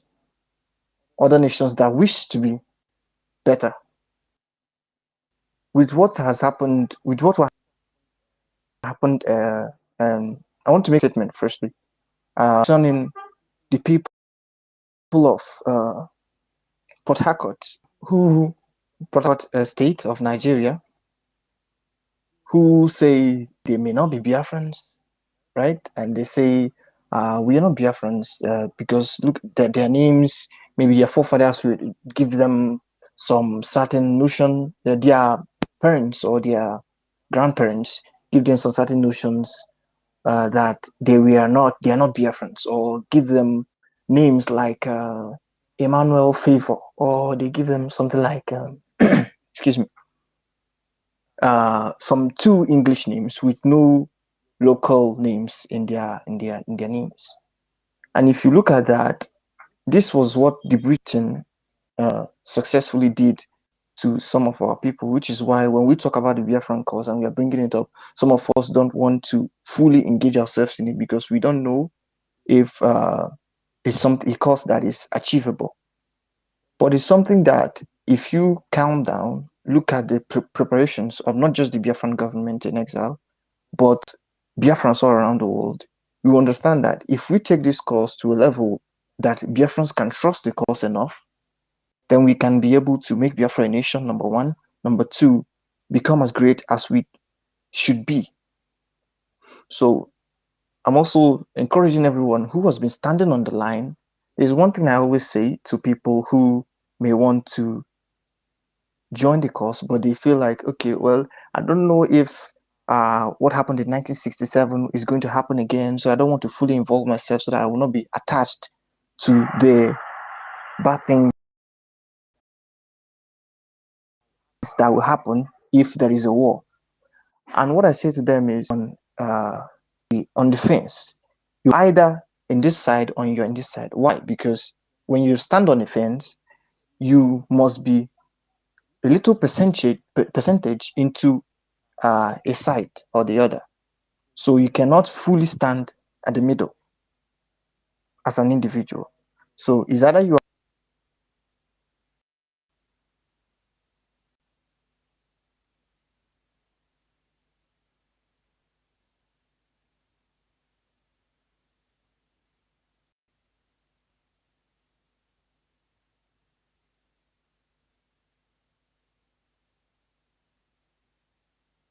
Can you hear him there, David? The brother has spoken very, very well. I applaud him from here, from my own side. Maybe the network has kicked him down. Are you hearing what I'm saying, MID? Yeah, I can hear what you're saying. Yeah. I think it's the network. We can't hear him. We can't hear Biafra says anymore. Biafra say if you can hear us, Biafra say we can't hear you on the space anymore. So because your speaker is still on, it's as if it's frozen. Maybe you can just hang your speaker and come back and finish your submission, please. Yeah, he's going out now. I think he's heard us. He's going to reconnect. So I hand over to my co-host. I'm just coming, Sister Clara Dim. These are the kind of brain you need here. These are the kind of people you need here. Because when you hear people speaking point to point, there was a time I wanted to stop him to analyze something, but I said, okay, let him flow. So it ended well because I wanted to say, okay, stop. You have you have said it all. Because the point was, stay where you are. Either you are for Nigeria or you are for Biafra. That is the problem that I have with people. You cannot be rigmaroling. Stay in Biafra. Okay? In the NATO where I belong to, NATO, not Atlantic Treaty Organization, I made them to love Biafra. And they are ready to support us. The reason why the Italian Prime Minister lambasted the French President Emmanuel Macron was because of what we did in NATO. So it is either you are here or you are there. And stay in one place. Put that nyash in one place. Don't be rigmaroling. And the other brother spoke another language that I like too much. He said that the problem of our people is that they are avaricious. Etymologically, avaricious has to do with the character of people being gluttonic or being, power mongered or being monetary monger or being what you call food monger. So our people enter into the net by avaricious spirit, and it is not welcome. So if you are not avaricious, you have to stand one place, either A or B. That is my own. God bless you.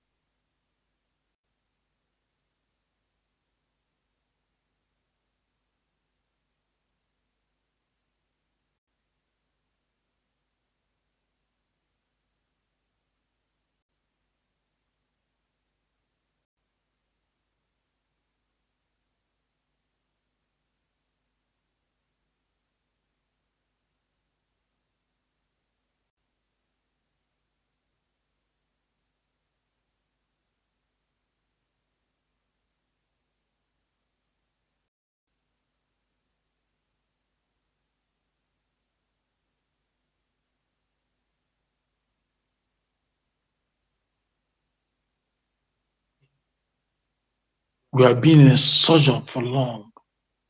This is the time to go home. This is the time to go home. And this time will never pass us by. For it has been written that he will gather his children from all over the places and bring them home. We are going home. And the person to lead to that home is there already. So what else do we need? And the military that guides us to our home is there already. And to our eternal fathers, Philip Effion, that died, and before he died, he wrote a book. In that book, he expressed his frustration. He said, the caged bird cannot fly again. And that bird was Biafra, with Biafra flag. The bird cannot fly again. To you, sir, wherever you are, that bird is flying again. And we are flying to our destination. And that destination is Biafra land. We are no longer caged. We have moved out of that caged. The bird can fly again, sir. Biafrans can fly again. And the zoo has felt it. And they keep feeling it. We have become unstoppable to the zoo. Zoo have used every scientific way, African science way, diabolical way, diplomatical way, whichever way of means you can think of, they have used it to cage this bird from flying again. But there's nothing you can do. The time has come to set the Zion free. The time has come to let the Israel go. And that time is now. Whatever you like, you do. Whatever you like, plot. Whoever that you like, connive with. We have become unstoppable because the time has come. We are flying. That bird is flying. Flying, not just flying, but flying very high, in very big altitude. That is where we are flying now. In that altitude, we cannot be pinpointed, we cannot be seen, but we can see every other thing. Like an eagle, that is what our bird has become. We fly we are flying very far. We are heading home. We are on our way, on the road to Biafra.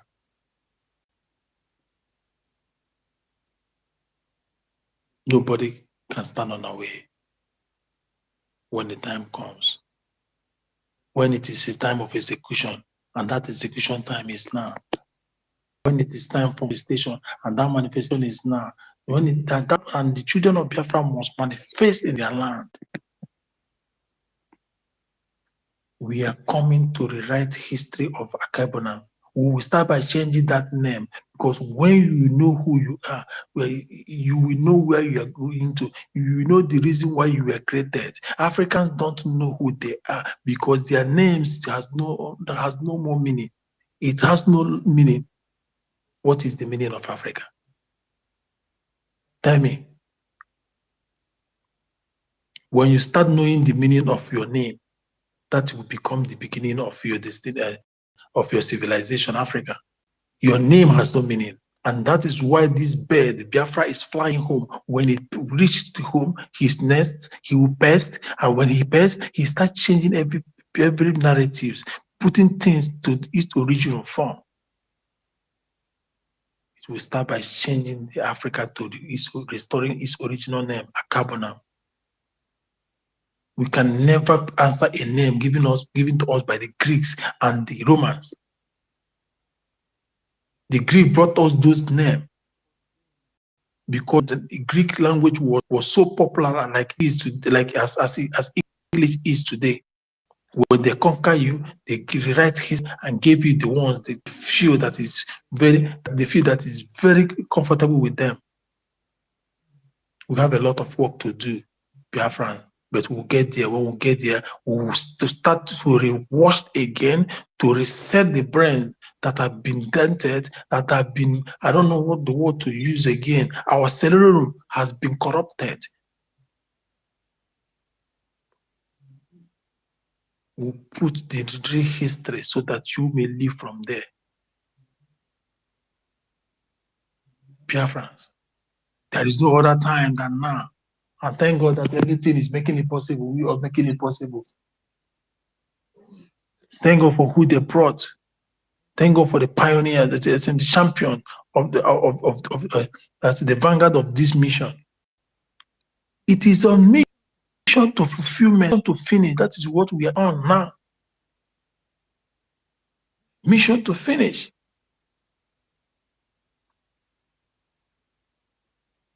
And that is the last mission.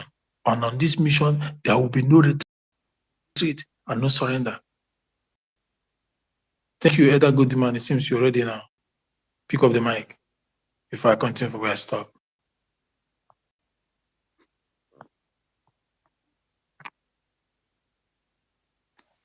Grand rising, everyone. Can anyone hear me? Go on, I can hear you. All right, thank you. Most time people say it's been a long time I've been online. Yes, it's been a long time because we have to look for money. We all cannot be online and talk all day. Sometimes we have to go offline and look for money. Freedom fight is not cheap. I need money to defend my own land. I need money to defend my people. I need money to defend my territory. This is why I'm always offline. If we start talking about this thing, it will take us all day. But first, we have to go back to history. Question number one is there a country in Africa that is free? If you say yes, then show me one. Even South Africa is not free. Is that the kind of freedom you are fighting for? You want to be like Ghana? Because you are calling on international community to come to your aid. You are hoping that UN and all these toothless organizations that was created after the end of the Second World War for the interest of colonialism, for their own selfish interest, to protect the interest of the oppressor in Africa. You want them to come and give you freedom. Is that the kind of freedom you want? A freedom of flag, national anthem, and maybe a written constitution where you are not free. You need a paper freedom. Because whenever I come online, I keep on hitting this particular thing. I have been hitting this thing for more than 6 months. Sometimes I go offline, sometimes I come back. I do go offline because we need money. When I run out of money, I have to go offline and look for money. When I'm a bit buoyant again that yes, I have money to keep on pushing the freedom, I'll be back online. This is what freedom fight is really looks like. I can't be online talking all day. Why I don't have money to support? Do you think that United Nations that killed Patrice Lumumba, United Nations killed Patrice Lumumba of DRC Congo, the same United Nations are in DRC Congo protecting their interests? They told you they are in DRC Congo for peacekeeping until their healers tumbled on a certain day, and they discovered that everything in their car was a diamond stolen from DRC Congo. Is that the same United Nations you are calling on to come and supervise your freedom? Then you must be joking. You don't need freedom. What you're asking for is pardon. What you're asking for is pardon. You don't need freedom. And I am making it clear. If Biafra come tomorrow, that Biafra decide to be another Africa, America, EU, and the rest bunch of fools, there will be division. Most of us will go our separate ways. We need freedom, not a pardon. We need freedom, total freedom, like Mali and Burkina Faso. We need total freedom. Most of us are very, very angry when it comes to this freedom. We are not looking for pardon.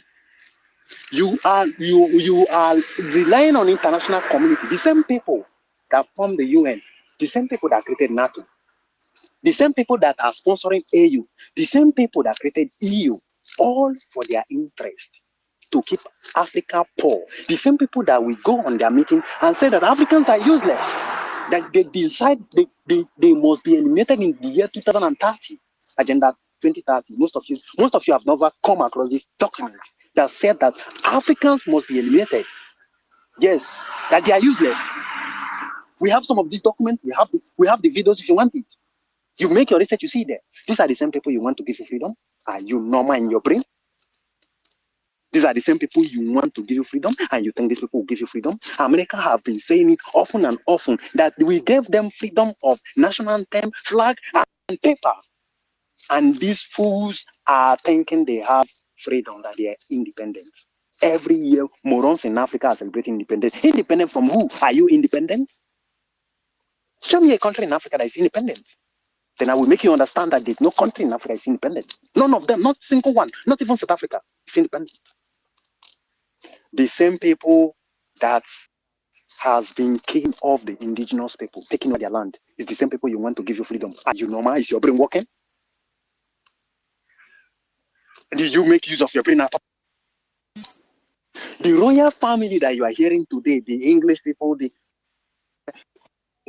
English people, the royal family, the family of the king and the queens. Do you know that they migrated from France many years ago? You don't know history. This is the reason why anybody can feed you. Anybody can impress you because you don't know history. You never read. They hide history because they don't want you to have it stolen all this land. Every day you celebrate St. Patrick's Day. Do you know that St. Patrick's Day was a day the indigenous people of Scotland was eliminated? The African people, the indigenous people, you can call them the black race, I don't call them the black race. The indigenous people of Scotland, they eliminated for the Scottish people of today. The Scottish people you are seeing today claiming that we the Scottish people. Do you know that the English people, the people that are claiming we are the English people, we are the Asian people, migrated from Dutch, from Germany, from Holland, and from Norway? Do you know they migrated from this place? So what happened to the people who own that land? The land you call England. What happened to the people who are living there? The indigenous people living there. What happened to them? They were eliminated. People are the people who created, and you want them to come and give you freedom. Then there's something wrong with you in your brain. There is something really wrong with you. Go back to history. If you go back to history from the beginning, the first map that was drawn was in the 100s during the Romans. That was the first map. That was when they started plotting on how they would take over the land, how they would start eliminating the indigenous people, the indigenous people that you call African today. The only country that was named according to the name of its conqueror is Africa. Yes. It was Scipius Africanus. That is where you get your name from. Tomorrow you say, I'm a proud African man. You don't know you are a fool. Yeah, that guy alone. And it was Africa. You don't know. You got your name from Scipius Africanus, the Roman Empire that conquered Africa. That was where you got your name from. And many of you don't know this. Can anyone still hear me? Yeah, I can hear you. Can you hear me? You need freedom, you have to fight for it. You don't beg for freedom. You don't need pardon. What you need is freedom. What we understand according to history, all the world war that have been taking place, according to what history taught us, is you bring down your enemy to get your freedom. World War I, World War II was initiated because of this thing you are seeing today. World War I, World War II was to destroy the Soviet Union. At the end of it, America tricked Russia into entering them so that they will both blow up their nuclear weapon. Which Russia did. Did America blow up its nuclear weapon? The answer is no. This is how America became the world power of today. And you want this same America to come and give you freedom. Take a look at Liberia. Take a look at Liberia. Liberia was an ex-colony of America. See, tomorrow Liberians, they are slaves to America. Is that the kind of freedom you want? And you want America to give you freedom? Which country America colonized that is doing well? Today there is crisis in Venezuela. Who is causing this crisis in Venezuela? Because America needs the oil of Venezuela. There is crisis in Ukraine. Why is there crisis in Ukraine? Because America needs the soil of Ukraine. Their only source of survival, which is that grain. They need it. They need that grain field. America needs it. That is where you begin to hear of you begin to hear of JP Morgans and the rest. And tomorrow you want this to give you freedom. You want them to come supervise your freedom. You don't need freedom. You don't fucking need freedom. You need pardon. If you need freedom, you bring down your enemy. Take your freedom by force. Every country that you hear today that are bragging that they are independent, they took their freedom by force. Why did France have to collide with America against Russia? Now take a look at the world. How many of the countries in the world are the ones making decisions all over the world? You talk about UK. You talk about France. It has always been UK, America, France, and Germany. Is there any other country that has been free since all this war? Is there any other country that is free apart from these 4 countries that I just mentioned for you? Every other country got pardon. Where you have Holland. Holland is answerable to America. Belgium is answerable to America. Even if at least they are somehow free, but they are answerable to America. So they are still under American control. And you say you need the freedom. If you need the freedom, you must understand that nobody begged its way to freedom. You must understand that we don't beg for freedom, we fight for it. I'm just trying to paint a picture of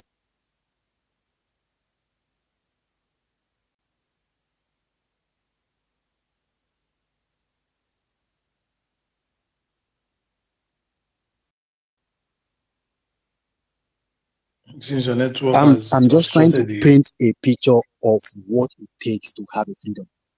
Russia have been fighting war since God knows when, until Russia was deceived by America that we are now entering into agreement. We want the world to be at peace, and they blew off their nuclear weapon. The moment Russia blew up its nuclear weapon, America became the world power. Tolerate all these things all their life until they were able to emerge again and begin to build their weapon. Today, Russia has not been destroyed because they understand that if you need freedom, you have to fight for it. Today, Russia have not been destroyed because they understand that if you want to stand as a people, you have to push all your money into weapons. Russia is not negotiating with anybody for freedom. They understand what freedom is all about. If we need freedom, that we really need freedom, that we are saying that we need something different from what we have in Africa, then you don't need international communities. Because the same people you are calling are the people who want you dead. The same people you are hoping that you want them to come to your aid are the same people who don't like you. This is the reason why you look at an African man that will tell you that he's educated, but if he start talking, you start saying nonsense. How can you say you are educated, you go to school, you are intellectual, but you don't understand that the same UN that you are calling to come to your aid? You talk about UN, you talk about France. You talk about UN, you talk about Italy. You talk about UN, you talk about America. You talk about UN, you talk about UK. How can you fight UK? And China. How can you China? fight UK? They call themselves. How can you fight UK when you have all these countries that are all part of UN? And these countries I mentioned, including Germany, are the chief of UN.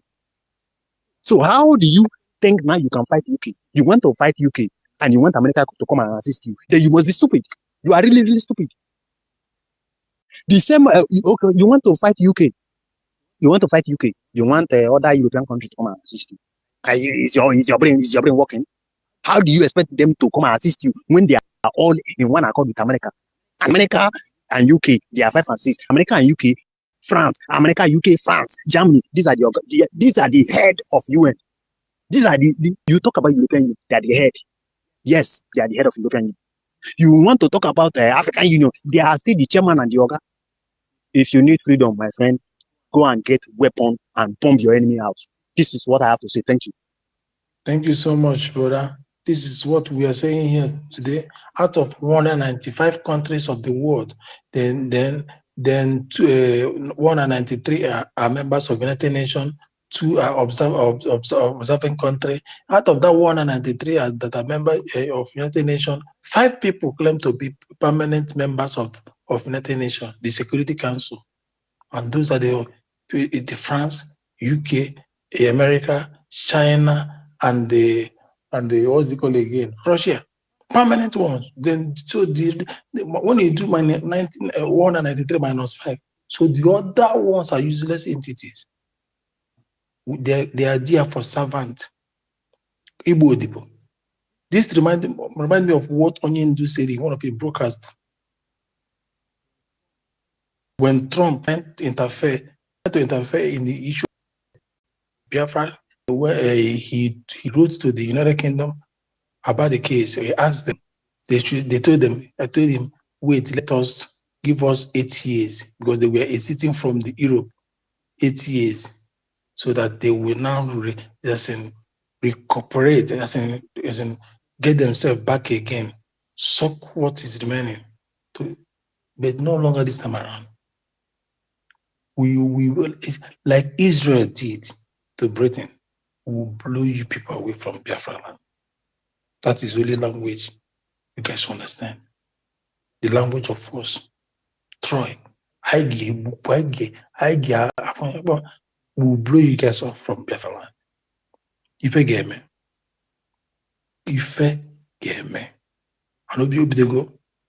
So we are not waiting for you people to come and write paper independence for us, that you will have 80 to 60% of our natural resources, and decision will be made first before we pass through you.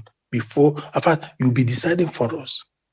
Not these people, not this generation of Biafrans, not even the past generation of Biafrans. You guys all know that we are strong-headed. We are very, very, very thick in the head. When it comes to our right, we are very thick in the head.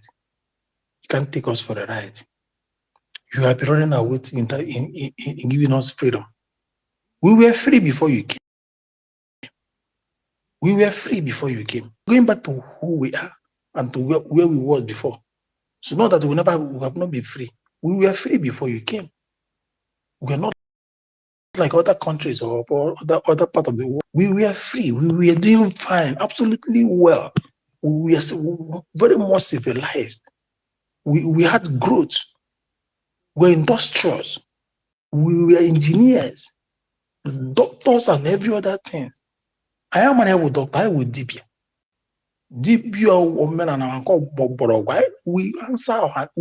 We answer to our language. If you carry what we don't know, give to us. We are going back to our civilization and freedom, because our civilization was better and still best.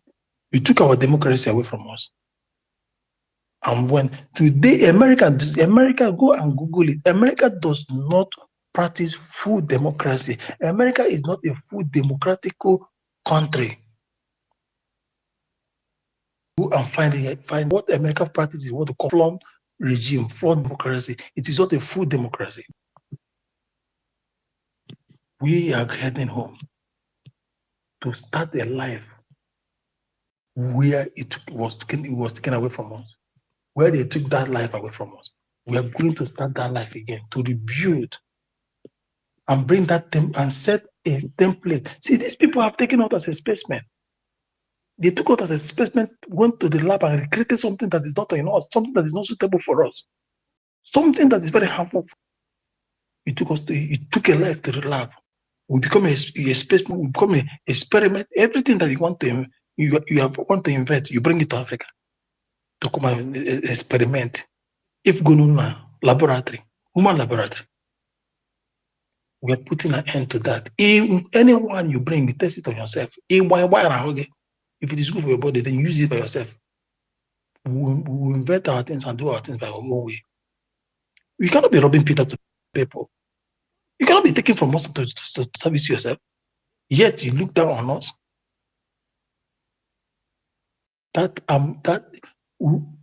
Every plant will build that ammunition, what you call again, we build those plants in our land to defend ourselves. Many people have come on board. So I don't know who to call now.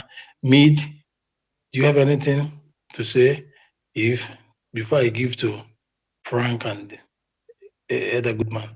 Mead, Minister, are you there? Okay. Frank, pick up the mic. Have something to say. All right.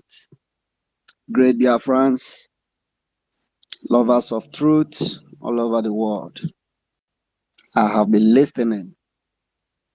I'll just pick up the mic to appreciate everyone here on the stage.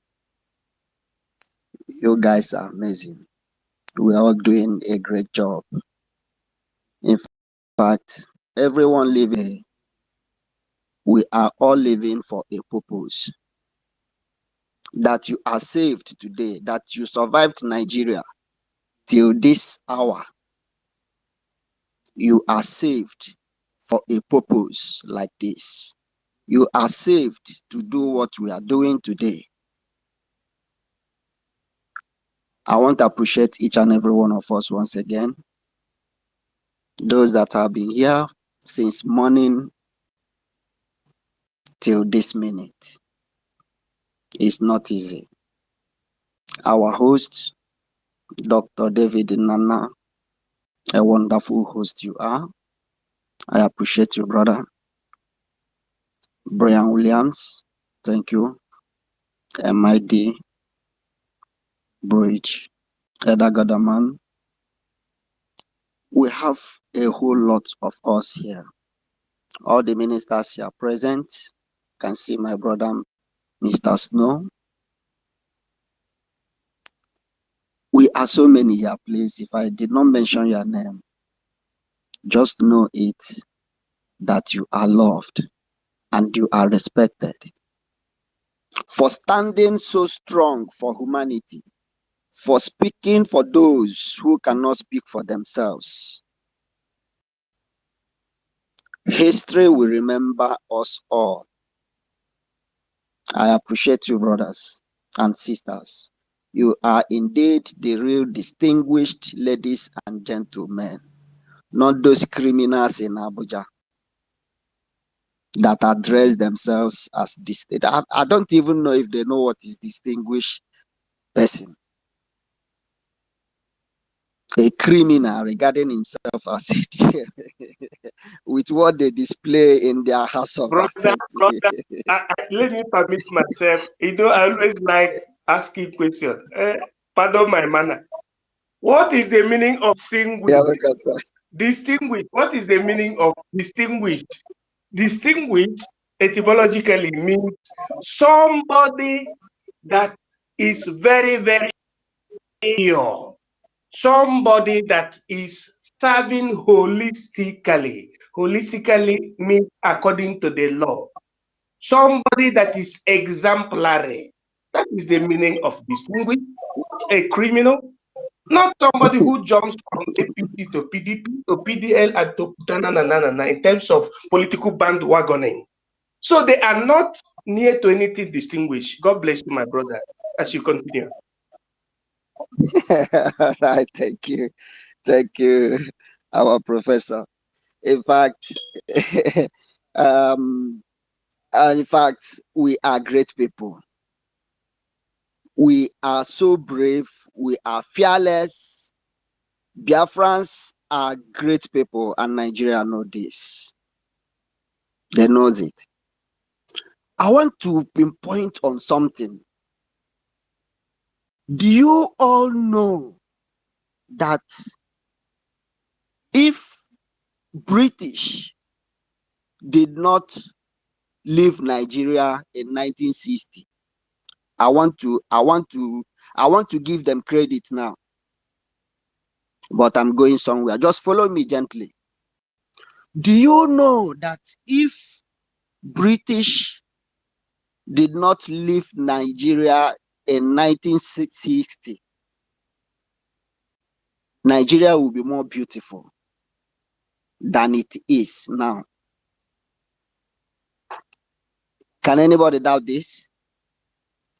If our forefathers, namely Azikiwe and co, did not chase these criminals out,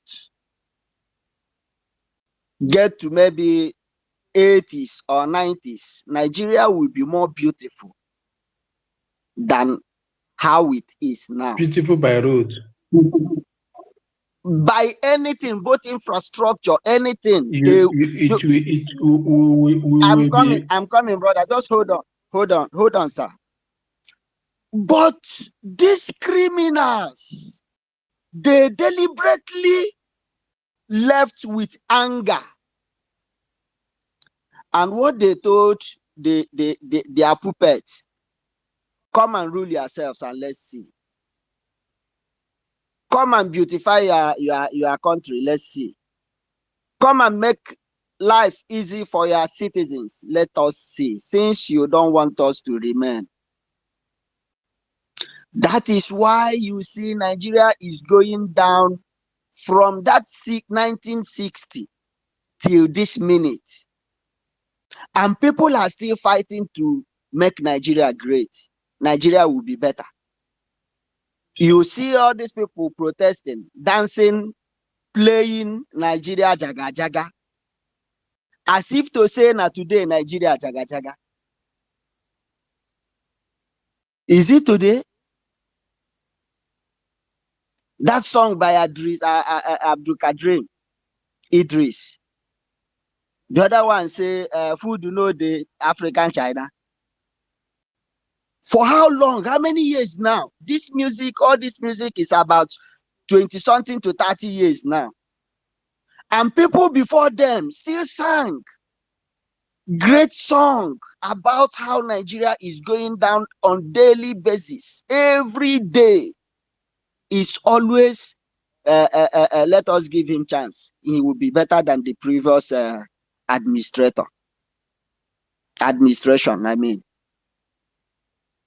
Do you understand? And this is the work of all these entities we mentioned here. United Nations, African Union, European Union, name them. These are all criminal and they are the problem of the world today. And this is why we will never allow any of these entities to have any hand, to have any link to this great nation we are fighting for. Because they will deliberately implement a kind of policy that will make us remain where we are or make us regret. But freedom is ultimate. But if we allow this, although I know and I strongly believe in our government, we have sophisticated men and women whom have seen what the freedom is all about and knows the quality of a nation we want to build. With these criminal and bandit entities, we will not attain our greatness. I just say I should just chip this in. I believe in our government. I trust the leadership of this government. And I strongly believe that we will have no deal with these people. We will fight Nigeria, fight Britain. British is collapsing on a daily basis. Out of their greediness, they excluded themselves from European Union. Today, look at what is playing out there because of their evil. And the same will happen to Nigeria and happen to all the friends of Nigeria. I want to appreciate each and every one of us. Once again, let us keep this fire burning. And what we are doing is the right thing. Thank you. No problem. Thank you, brother. I hit my mic. Thank you, Frank. Yeah, but there's something, see, if British were to stay till now, our case will be like that of South Africa. That is the pure truth. Our case will be like South Africa. Let me tell you something. South Africa are in bondage. They need to they need to get their independence back. So not good thing would have happened if British. That's what I told you. That's what I said before. By road, the highest they will do is road and light because they need it to ride. But when it comes to government, democracy, it is zero. It's zero to the minimum, to the PRS, 0.0000 ad infinito. The problem is that when they chased the British away, they began to play ethnical politics, tribal politics. They refuse. They scarred the regional government that was fast growing, but that is not what we need now. Because we had this before, and the Britain came. Remember, before the Britain came, the Portuguese saw this thing. They were there. Portuguese fought and left. Britain came in 1802, and Britain could not break through. Britain came through trading. When they could not break through, they came through trading, trying to sign a treaty with us. British is the most cunning, their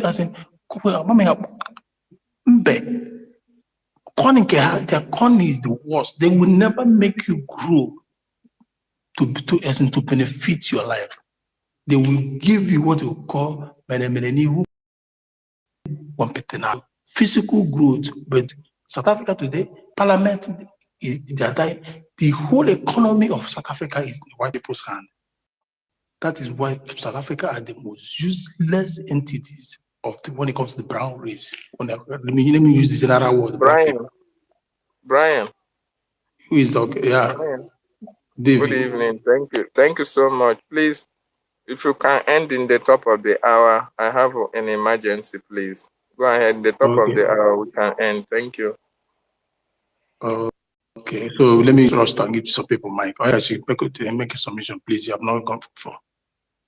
Greetings, greetings, Biafrans.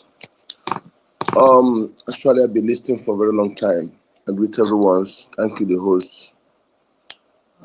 Since last night, I've not slept. I fell asleep, but I was listening while sleeping. I enjoyed this space so much. Thank you for holding the space till this hour. Thank you, everyone that has spoken. Thank you, Brian. Thank you, Mas David. In fact, all protocol duly humbly observed. I enjoyed the space so much. I was sleeping and listening. Really, really awesome.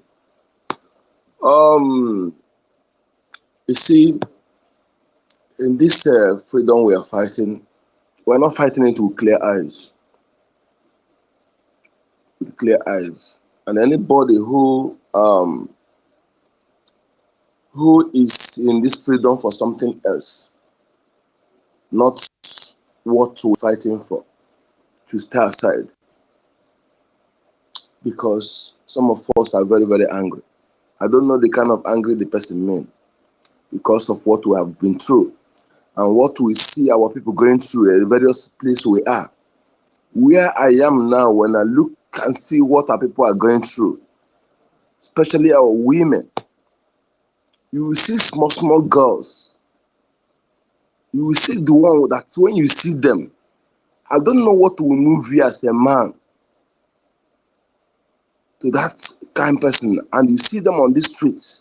People are bringing them. You see them, you see that no solution to that situation, if not Biafra.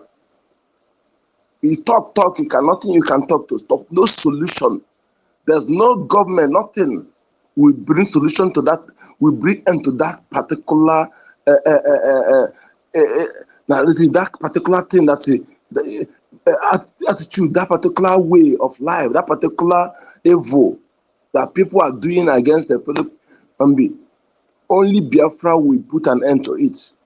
That is why we need to put every effort And anybody having a different agenda should stay aside. Because we cannot only eat you, and not only eat you, I will plug your eyes and swallow it. I will swallow your scrotum. All these things we're saying, like what's it? Britain is beyond, I don't know how, that is why they would be destroyed. And I'm telling people, which country again in this world that are answering kingdom that are not Islam? What you see happening in the Buckingham Palace is that they are already in agreement with those things. They know what is happening. Only just the people that other people are not aware. They are evil, and their evil will come out with them. It's a question of time. It's a matter of time. And we need to be ruthless against these people. We need to be ruthless. We need to be. What is there about life again? We have seen that. It's our freedom. We are not fighting it to be like South Africa or to be like any other person. Someone spoke before, no country in Africa is freedom. I remember the agreement, when I read the agreement Ghana signed with US. I said, why? What we warrant this kind of agreement that the US soldiers will enter Ghana, no checking, nobody will check them in airports. To that particular base, nobody will check them. As they are going, nobody will check them. Even the Ghanaian president have no right to enter their base. I said, what kind of agreement, what is the meaning of this? What's the meaning of this? The military don't need passports, even their own power self is more than that, the diplomats. All they need to enter is only military ID card. When you read all these things, even the people that claim that, I was thinking that Ghana that time, so I never know that they are still puppets as well. So my people, this freedom we are fighting, this freedom we are fighting for. Many of us, we are not fighting it with clear eyes.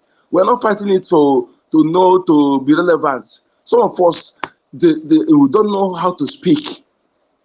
That we're here today because we force, is imperative we'll be here, is imperative we do this. Is a task rested on our shoulder. If you are not, you are not ready, stay clear, stay aside. It takes few to save many. Let George Obiozo. So if you know you are not ready, stay aside. Let that few fight. Fight it sincerely and get it sincerely. We don't want anybody that will draw us back. We don't want anybody that will give us, we don't need flag independence. We need complete in total, absolute independence to where we were before these imperialists, these evil entities came into our space. That is where we are going. I thank you, everyone who has spoken so far. Thank you for what you're doing. Those who are sincere in this, what we're doing. Remain consistency personified, as our leader told us. And our Prime Minister, government led by His Excellency Wasamon Njoko, actually leading us there. And I am very, very, very super optimistic that we are going there. And they will be there in no distant time. Thank you so much. My name is Rekachuku, AKN code number. Thank you. What we need is a country who will have absolute control of our everything. When I mean everything, including the ant on the ground, decision taking us, everything us, economy us, not like South Africa, that the economy is in the hands of the white men. Media, please unmute yourself and give us your word, sir. Yeah, well done, brothers and sisters. More to you, the anchors, the program, the host and the co-host. These are the people that make things to happen in the spirit of positive megalomania. Biafran people, we are 110% ready to make Biafra to be that number one in Africa. Because what is written in the paper is what that governs the whole world. After God is government. But people supposed to be participate in government. People supposed to have their own government. I said, as I reiterate, after God, the nature, Almighty, is government. If anybody doubt what I'm saying, he could debunk what I'm saying. But I said, after God is God, today, Biafran people happily have their government in exile and in homeland. You know, the speaker before this particular person, maybe second to the last speaker, was trying to buttress something concerning the secrecy of the British people during 1960. The secrecy was that they were not willing to allow our people to go. They were not willing. It is written in the history. Maybe in the secret book, they were not willing to allow Nigeria to be independent. They were forced, F-O-R-C-E-D. They were forced to leave Nigeria. When I say they were forced, it means the colonialists were being forced. Like the French people, just like the British people, we are being forced, and etc., to leave colonized entities or colonized empires. Who forced them is another question, sociologically speaking. Who forced them? Were the prospectant government of America, United States of America, forced the colonizers to leave the colonized territory. That is what the history said. Second to what happened between 1942 to 1945. They said they must, M-U-S-T, leave the colonized territory because before, who was in charge was what you call the League of the Nation, what you call Commonwealth of Nation in Africa. League of the Nation was in charge. What they used, economically speaking, was gold standard, not the American standard, not the dollar standard. But from 1945, America forced these people to leave whatever occupation they were doing in terms of bureaucracy. But to support what that brother was saying, these people did not leave us wholeheartedly. They removed the secret of governance. That is the reason why they handed over the instrument of the command of governance, which is the military, what we call the gendarmerie. They removed it from the people that went to school. People that went to school were the southerners. Then they gave the gendarmerie commando, when they say the commando, to the Fulani hegemony or the Fulani oligarchy. They controlled the army and the police. They gave it to people who did not wanted their independence, which means independence. That is the problem of Nigeria. They removed the secret of governance from the indigenous people, and they gave the command of the military to people who didn't even accepted Western education.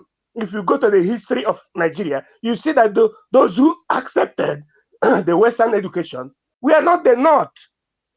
The North were sempre inclined in religion, whereas the West and the South are academically inclined. So they, out of anger, dismembered the system and they put us in political triangulation in such a way that each time Nigerians want to make progress, they will distort it. Just like we are talking now. Okay, tell me, anybody in Nigeria knows that if you allow an Igbo man to become president of Nigeria, he will transform Nigeria to be the highest Oklahoma, the highest Singapore, and the highest developed country. But they scuttled that. So they purposely did that so that we will not grow. So the only solution now is for us to do what? To scatter everything and go back prior to 1914 and go back to prior to 1884 and 1880s. We go back to where we were. That is exactly, if you trace this in the map of the world, you will see Biafra in the map of the world before 1884. So that is what we're talking. And already the children of Biafra has grown, and we can do it more than any person just come together and so this government, because this government is our own government. All bullet na bullet, all bullet na water. Thank you very much. Thank you. Thank you, everyone. Everyone has spoken very well. And those that are here with us for long, you guys have done so great. You had what the host just said. So I will start by thanking Frank for coming, Onyeka for coming, Midi for coming, Egbe Belo for coming, Ben Uwabo for coming. Thanks Mr. Snow for coming. Simon Eba Obi Chicago, thank you. Otuma Moya, thank you for coming. Sir William Daddy Monso, thank you for coming. Biafra First Love, thank you. Sadebe, thank you. God Space, thank you. Christopher Okewa, thank you. Matt Peace, Ben Shooks, Ago, thank you. Ata Ejike, thank you. Casey, Shima, Koro, Cecilia Joseph, Obu, thank you. Citizen, Dama, thank you. Tina, thank you.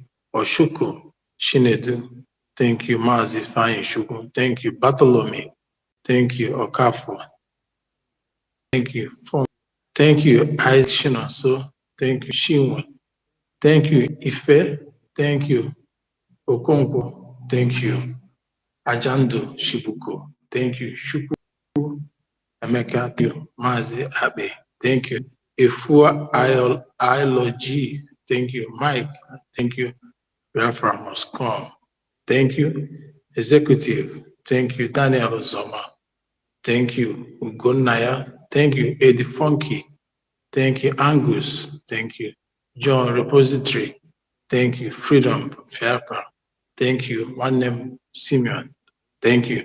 Anayo Paul, thank you. Simeon Ebo, thank you. Ugo Big, thank you. John Pride John, thank you. Ancestors of Biafra, thank you. Samzo, thank you. Henry Emeke, thank you. Selem, thank you. Honora, thank you. Ugu Global, thank you. Shubi, thank you. Mr. Joe, thank you. Paulinus Kena, thank you. Emeka, thank you. Sal Umonakwe, thank you. Laid Head Up, thank you. Simon Davison Oba, Ego Biafra, Sabinus Emeka, Dot G, Shibweze Ama, Patricia Lumba Obiora, Cornell Okechukwu, Nathan Cyprian Charles Onyekama Eda Uchenna, Oruasa Emeka Okechukwu, Shedrack Lee, Godi Ona, David Obo,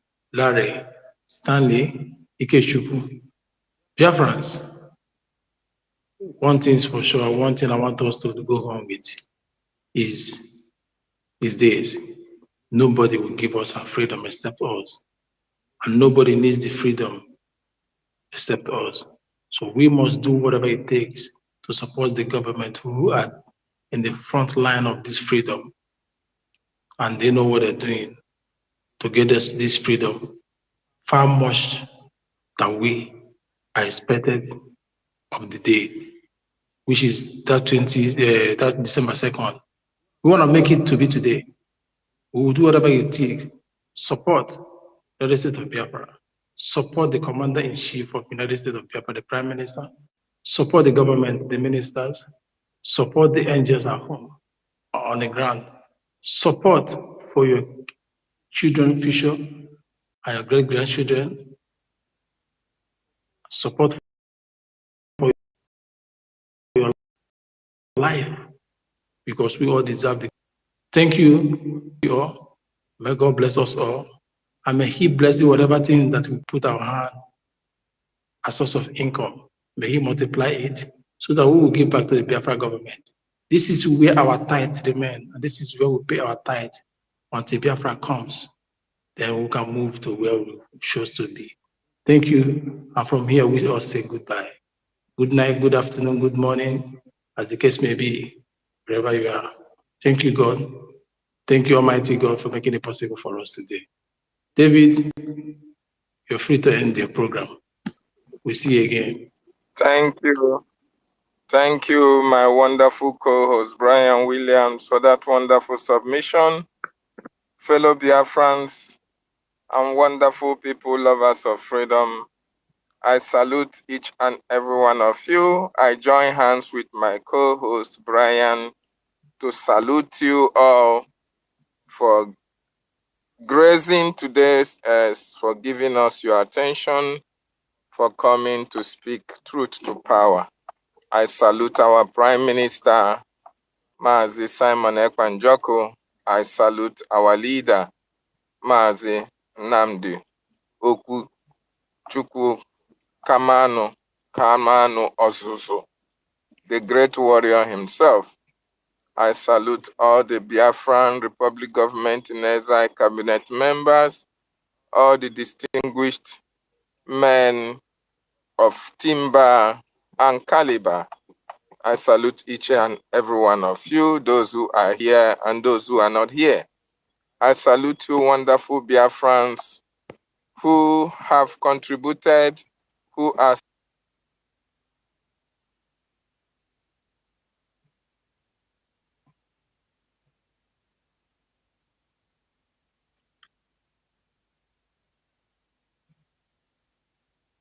immensely for